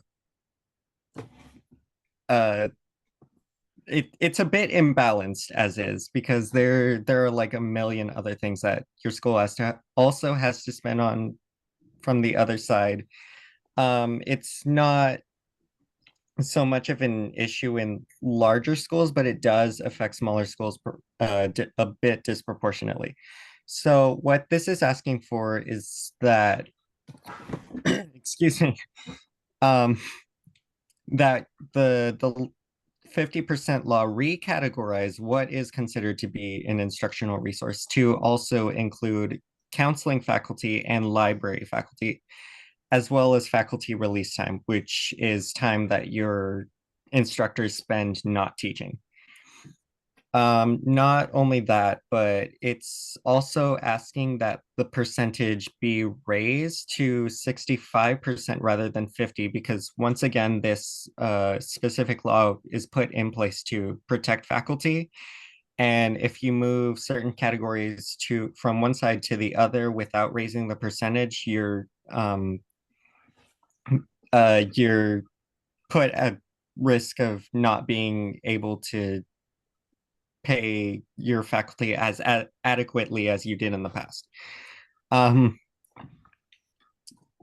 And lastly, this resolution is asking that all entities currently advocating for and against it hold off until a current audit that is being done release proper results, because we don't have a lot of information on it currently, but there's a lot of bills being pushed right now a bit recklessly without much consideration for the consequences of altering this law.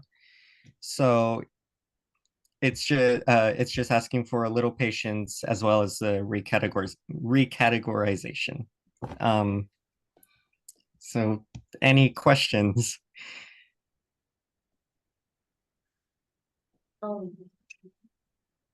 With, this resolution linked on the Senate agenda, so you all can go through that.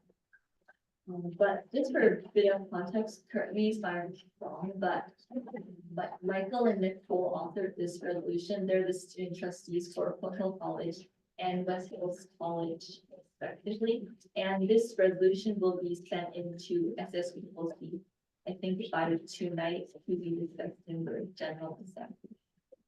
But I think we can take a bit of time to read through the resolution and see if we have any questions or any further discussion. Thank you, Michael. Thank you.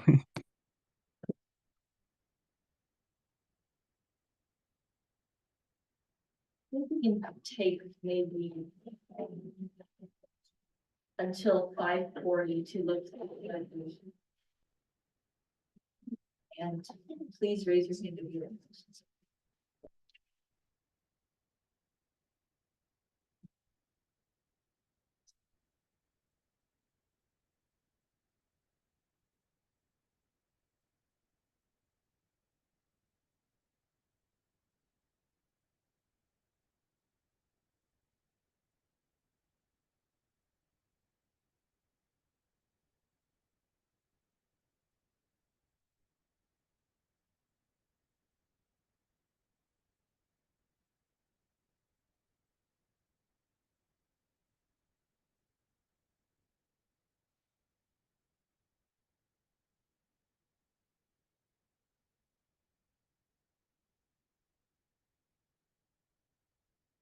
Amazing. The references needs access that is denied.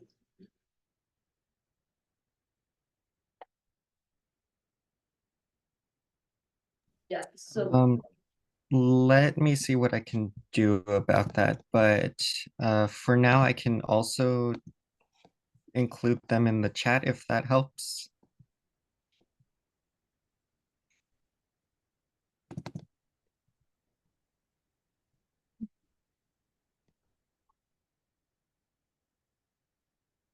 I had a question. I think you mentioned at the beginning they were, or there was sort of discussion about increasing the percentage to 65%.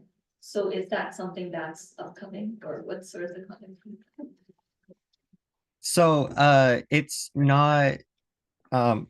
that's not currently in process, but this resolution specifically is recommending that that's the increase.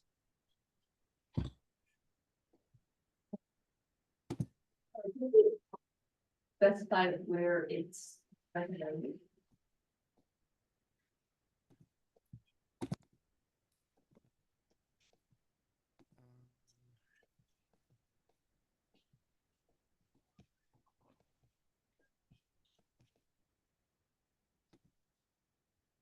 Oh, you're right. That's not even in there. My apologies.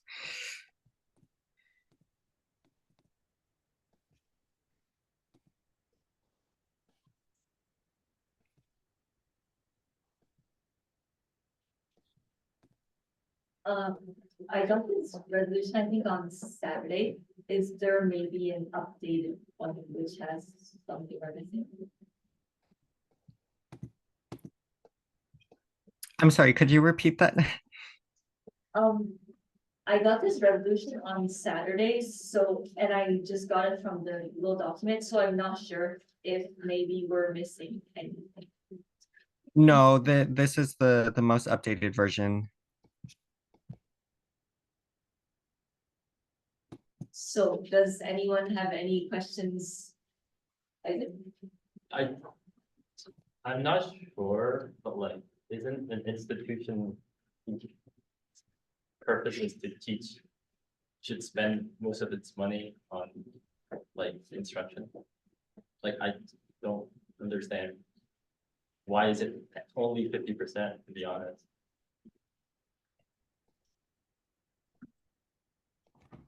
So that's kind of the minimum set that you need to and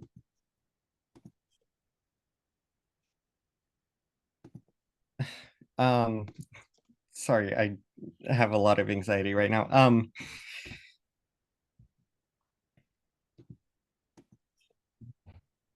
Yes, it is imperative that you spend as much as you can on instruction to support all of your programs, but it does tend to differ from institution to institution. So 50% is statistically the average minimum. Okay, but all the institutions are all instructional institutions. Correct. I mean, I can see a point that it might be restrictive, but 50% Well, doesn't. if I may clarify, this isn't asking that the 50% be reduced. It's just asking that certain categories be considered to apply under the 50%. Because when you spend your general funds on anything else, it counts against you. But we're asking that that's not the case when you spend on counseling and library faculty, because those are necessary to instruction.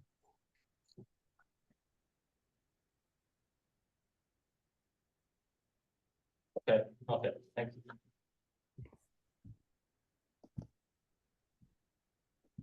Are there any questions? Chris?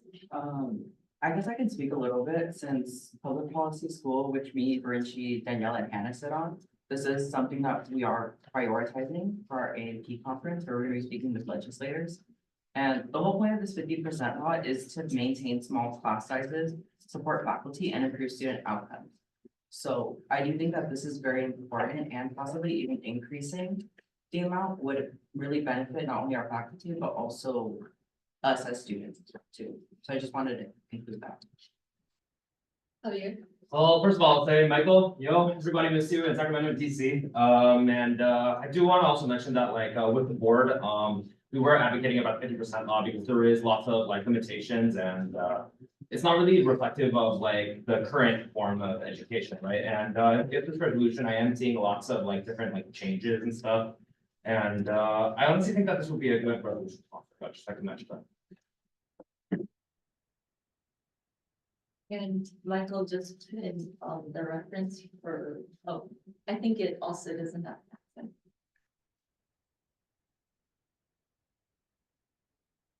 But in the meantime, are there any other questions or comments? Well, I'm still not clear about what the resolve is. Are they asking that the 50% be somewhat flexible and that we need to consider other important services on campus? So like, as they stated, counseling and other academic support programs and such.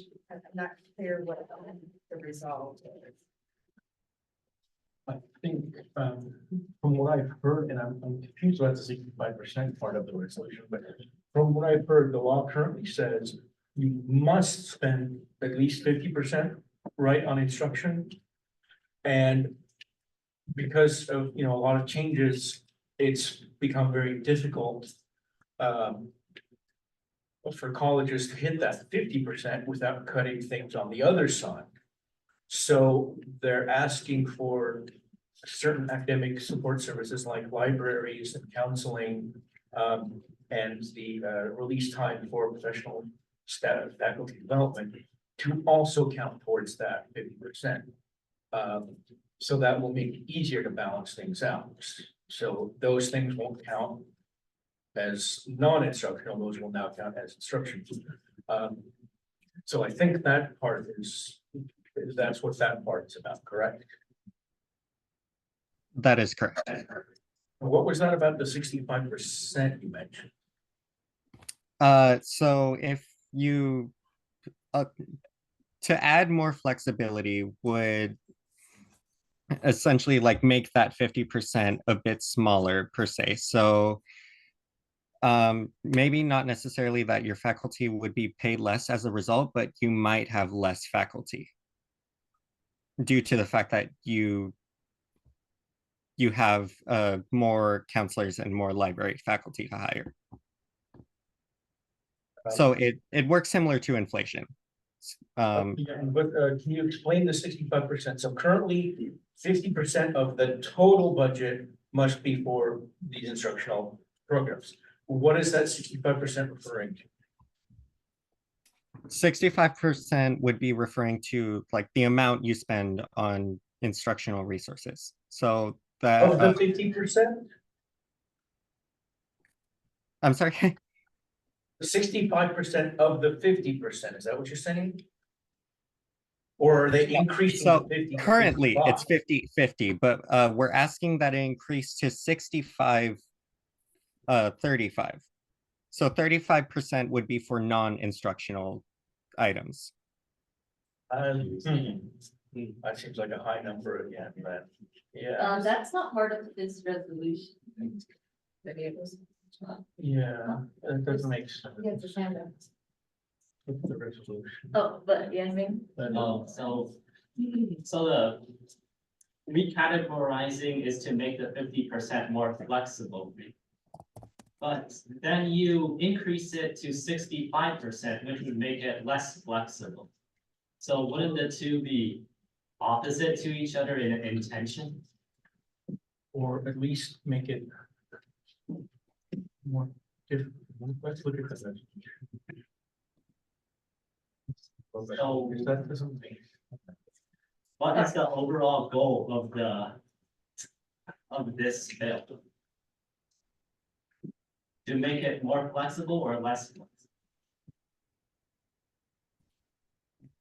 That would be more. Seeing anything that's Sorry, but I think, 65.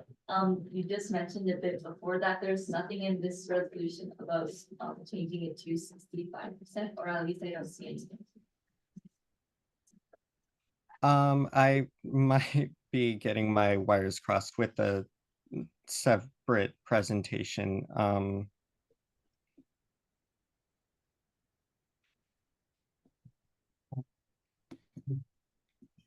Sorry, I'm incredibly mortified right now. I'm very unprepared. But I'm just gonna ask that if you recommend we remove the 65 altogether. Not in the resolution. So just not talk about it. Yeah, I don't think there's Yeah. 65% in the resolution. Yeah, there's nothing in the resolution about 65%. So yeah, it's just about making the 50% applicable towards library faculty, counseling services, and faculty release time. So would there be any sort of discussion about that or any additional discussion? Jason. Honestly, I'm in the same boat, so we want to increase it to 65% and ensure that. No, that's not part of it at all. So they just want to include library students, counseling service, and faculty release expertise. As part of the 50%. But I thought the problem first was that the 50% was not instructional course. No, no, right now it's difficult to hit 50% if you're just looking at the faculty that teach classes. So that's the problem. So they're saying that and the only way to make that happen is to cut stuff on the other side. So in order to avoid that, they're saying that these other instruction or academic support services should also count towards that 50%. Oh, that means.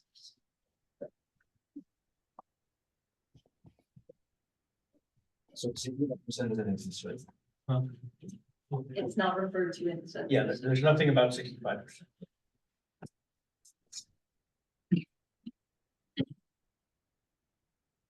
Is there any other questions or thoughts on if it's something you would like to sponsor? I do think counseling services are very important, because I have heard of a lot of students who do have trouble, getting counseling.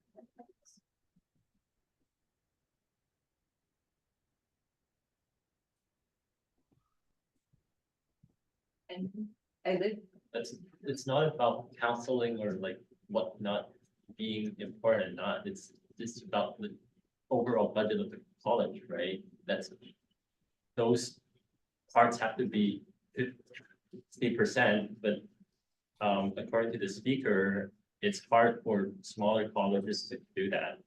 Well, no, I think if you think about it this way, right now, the counseling faculty are considered part of the 50% of non-instructional. So, okay, so let's say we have 100,000. 50 has to be spent on classrooms. And 50 can be spent on other stuff. But if we can't get 50,000 spent on classrooms, we end up having to cut some on the other side to make it equal whatever's on the classroom side. So this is saying that counselors and library and faculty release time should also be able to count towards the 50% on the instructional side of things, so that we don't have to cut anything on the non-instructional side. So that's how the counselors factor into it.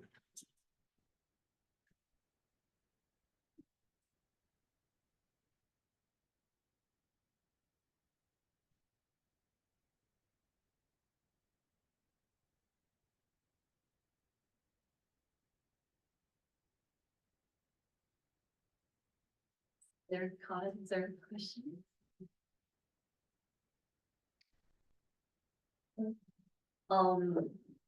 Is there a motion? I think to endorse this? Yeah, to endorse the resolution. Seeing if there's no more discussion, is there a motion?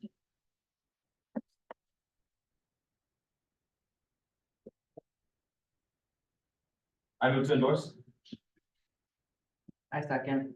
Moved by Javier, seconded by Chris. Are there any objections? Seeing no objections, we are going to endorse this resolution. Thank you so much, Michael, for bringing this up and presenting. Yes, I think Cynthia's here now.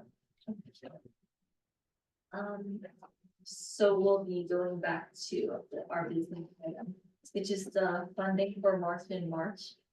We can potentially approve the $3,000.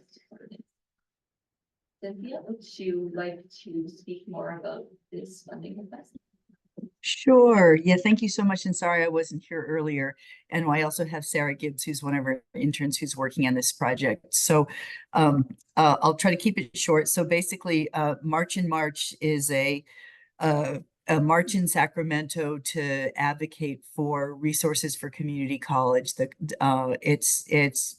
It has existed for, I don't know, 10 years or so. Deanza was really instrumental actually in starting it a long time ago.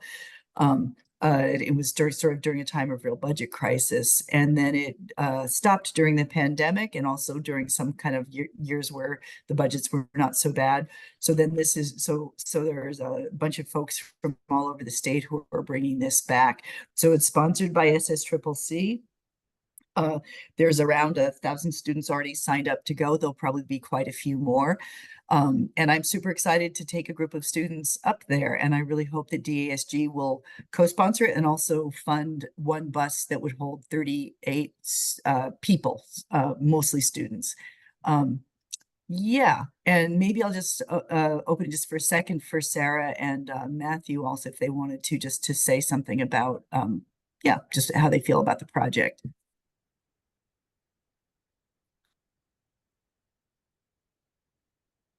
I just wanted to say that this would be a really great opportunity for a lot of students to do something that they may have never done before, and go to Sacramento to advocate for the needs of their community. Thanks, Matthew. Sarah, did you want to say anything? Yeah, I just think that this would be a really good opportunity for students to have, especially since like I know myself and a lot of interns are really involved in like social justice issues, and I think this like opportunity would give a lot of students to kind of like open their eyes and see how like some advocacy work is, and I think it would like really just ignite their passions and also be a good learning experience as well. Thank you, Sarah. And I will say that for a lot of students, going to a march like this is somehow transformative in a way that's just interesting. And it shows the legislators in Sacramento that community college students' needs matter. I will say that there's two parts to the March in March. There's a part that starts at 12:30, which is kind of doing a march to the Capitol and then a kind of a rally type situation. And so my expectation is that the bus would arrive for all of that. Then there's another part in the morning, which is doing some lobbying work and actually going in and talking to some legislators. That part starts at 9. So my thought would be that, and I need to know by Friday who might be interested in going and doing the lobby day part. So we might do that part with carpooling is my thought. And then as far as who's on the bus, so please let me know. I'll put my email in the chat if you'd like to be part of the going earlier in the morning, separate from the bus, to do some lobbying of some legislators. Let me know, and I will try to help arrange some carpools for that.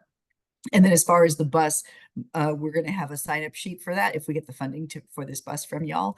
And then it'll be just first come, first serve. But I really hope a bunch of DASG students go. And like I said, I think you'll have a great experience. And I think, Lydia, that's all I wanted to say. Are there any questions about this? Or if not, Can we get a motion? Thank you. I move to approve $3,000 for transportation and food for the 2024 March and March in Sacramento, California. Javier, A second. moved by Matthew, seconded by Javier. Are there any objections? Seeing none, the $3,000 is approved. Thank you so much, Cynthia. I think we'll definitely reach out about sending some DHG center. Also, is it possible? I think they were asking for swap and endorsement from DHG for this. If that's correct. Yeah, I'm sorry I didn't put that in with the official paperwork. Yes, I would love to have, just to be able to put your logo on the flyer and to say it's a DASG sponsored event. And I think it's going to make the organizers happy to have another college on. Yes. It'd probably be okay. I don't think anyone's gonna complain if you say, if we have a motion that PSG endorses the event or something like that, yeah. Or sponsor the event. Well, actually, it is technically sponsoring because you are funding. Right. So, yeah. Yeah, I think it's. It's sort of implied, maybe, yeah. It's actually in the budget stipulations anyway. It even says things that are funded by DSG need to say that they're sponsored by DSG. And there's even a link on the budget stipulations to where the logo is.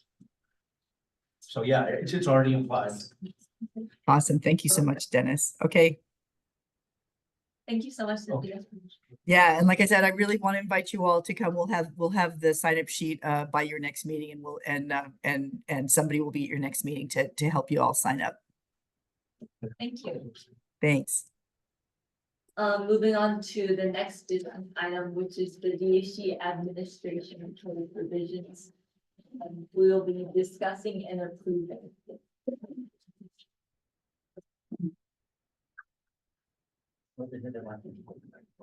Oh, this one, yeah, there's nothing to add on this. Hi, this is just the admin code, the updated admin code. Basically adding a position.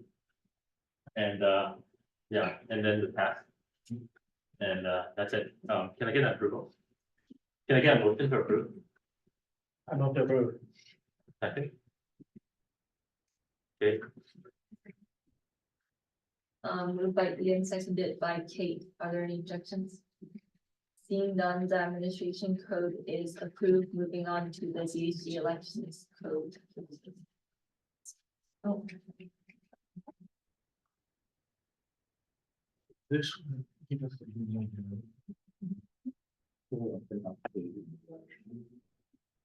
so basically compared to last time, we have some updated election code amendments. Just basically filling out the internal elections guidelines and how the timeline is going to be.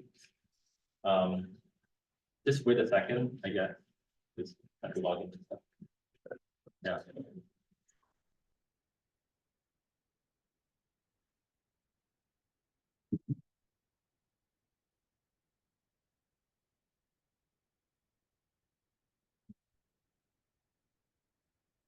Oh.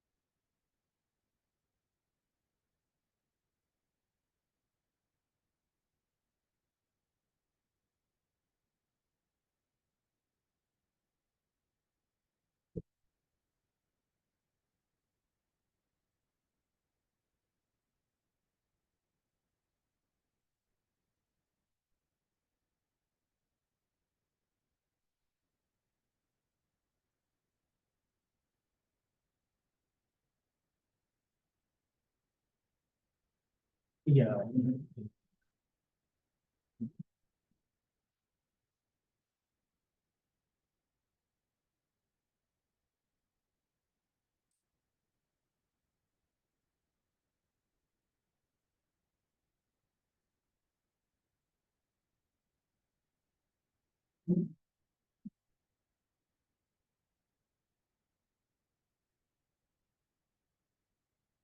Okay, okay, so this is what was presented last week, when it was an information discussion item. And, I had mentioned that there were some, changes suggested. And some things that had come up that we, hadn't incorporated yet, so.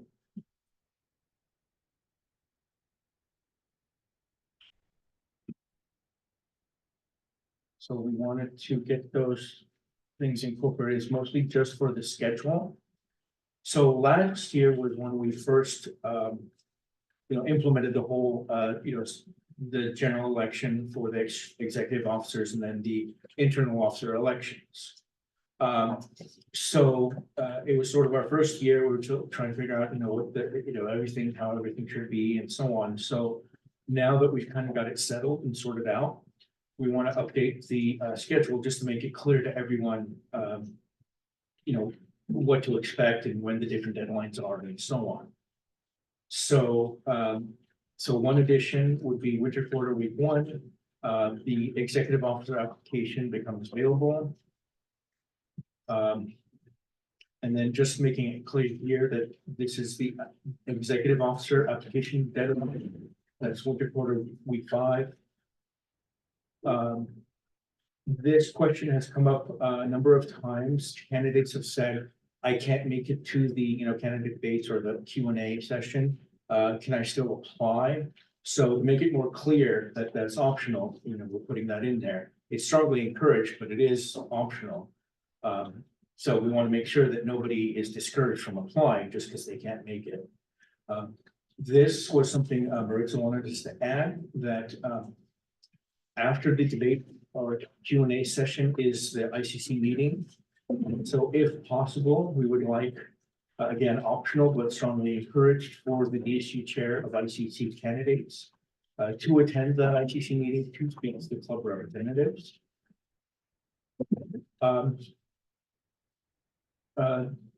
In all, yes. What you're showing is.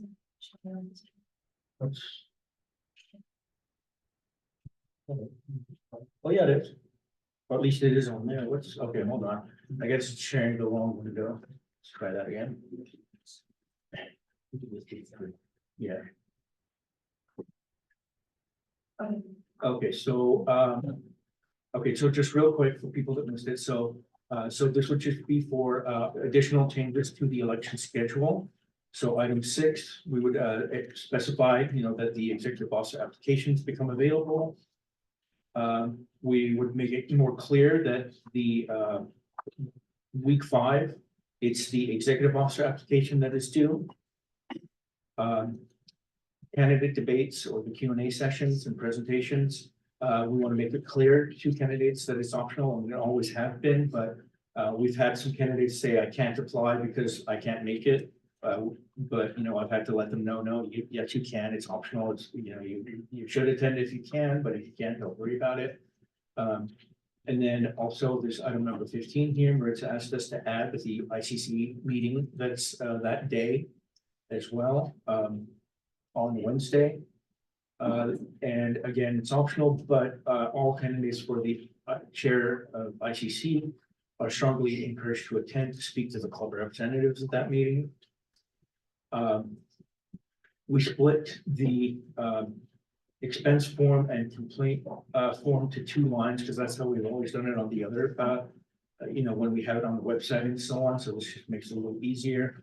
So the mandatory expense report form is due first business day after the last day of polling. And then again, to make it more clear, first business day after last day of polling, the optional complaint forms are due. And then we didn't have anything, at least in the code, about exactly when the results get posted. So we added that information as well, so that after the certification meeting, if there are no appeals, the DSG executive officer election results will be posted. Wednesday after the complaint meeting is the appeal meeting, if necessary, because there isn't always a need for one. Now, if there is an appeal meeting, then the DSU executive officer election results will be posted after that, instead of after the certification and complaint meeting. And then this is all stuff that wasn't in here before because we didn't have the internal officer elections until last spring. So now we are letting people know about that process. So 23 here, after the DSG executive officer election results are posted, the DSG internal officer application is made available. And then spring quarter, Friday, week 1, the internal officer application is available.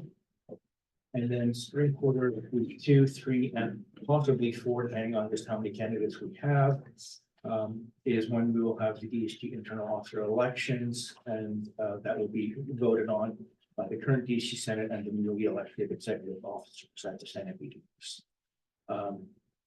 And that's it. So basically, it's the same changes that we had presented last week, related to the expenditures here, and then saying that the administration committee shall act in the capacity of the elections committee. And then those additional changes to the election schedule. And I don't think there was anything else. Was there anything else that you remember? But I mean, there might be. I think there one.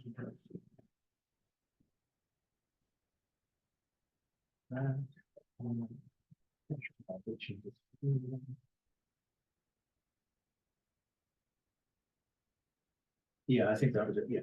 So it's just the changes to the, the administration committee now handles the elections, and then the changes to the timeline to incorporate the new information about the executive officer elections and the internal officer elections and so on. Any questions?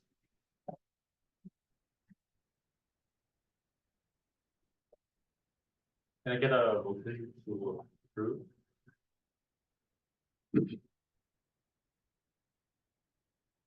Adrian? Second. Javier? I second. Moved by Adrian, seconded by Javier, I guess. Are there any objections? No, so moved by Adrian and seconded by Javier. There was no, yeah, okay.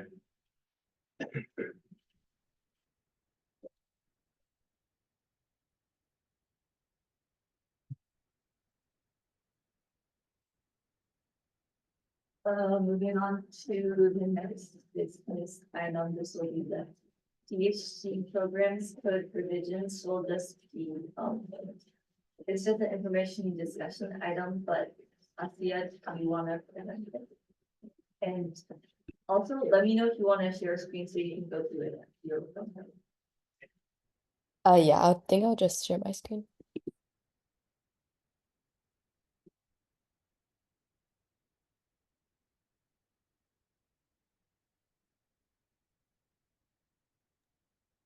Okay, can you guys see the screen?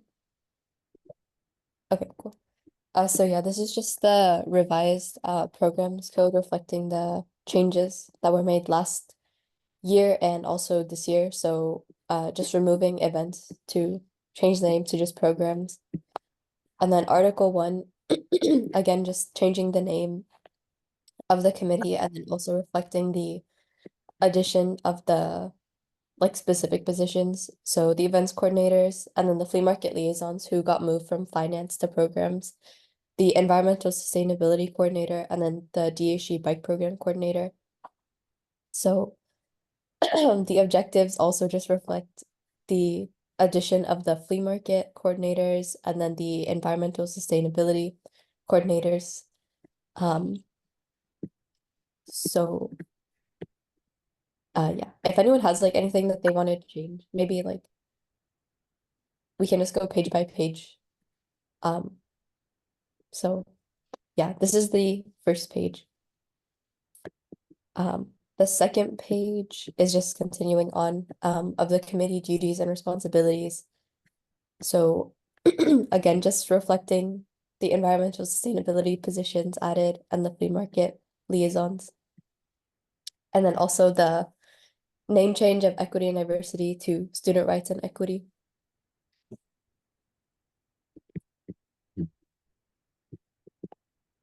And then the next thing is Article 2, which is officers. So once again, just addition, events coordinators, flea market liaisons, environmental sustainability coordinator, and bike program coordinator. And then In section 1A, the and events committees. Go back down. It doesn't this way. oh yeah, okay. I will fix that. I have a question. Is it necessary that they list their officers twice? Because they have Article 2 officers, but in the top they also had a list of all officers.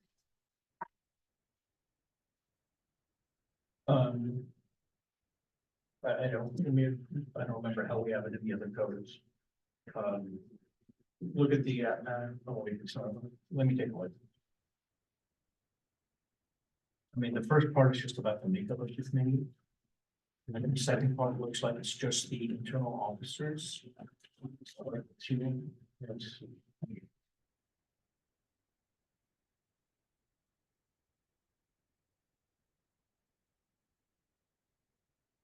In the administration code, they only list the officers. Oh, actually, no, they also have the same thing, sorry. But, okay. Yeah, I think. Yeah, I think it does need to be done. I guess it looks like it's the first, second, that's a membership. Who are the voting members, who are the non-voting members, then the second, the Article 2 specifies the exact duties and, lists out the officers again, and then specifies the individual duties. Would we need to put something in right now about the and events part? That, Well, it's just discussion, I mean, it's just information discussion today, but that's a minor thing, you can, yeah, we'll fix that. okay, sorry, I see it, I think you can. Okay, yeah. So yeah, I will fix that too, just say programs. But yeah, then it just lists the individual duties and responsibilities. So for the chair, vice chair, the events coordinators, the flea market liaison, and this description is basically just copied and pasted from the finance code, what they had written. And then the environmental sustainability coordinator and the bike program coordinator. So, if no one has anything they want to like change on it, that's all for now. Are there any questions? If not, I think we can move on. Thank you.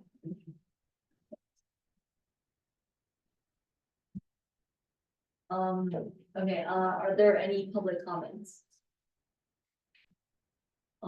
Just we have exec meeting after this.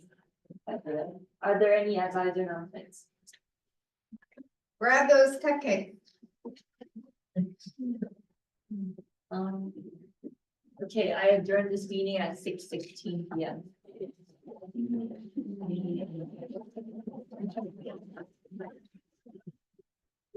So exec, let's go ahead and continue. It shouldn't take very long. But is there any? Oh, I want to ask for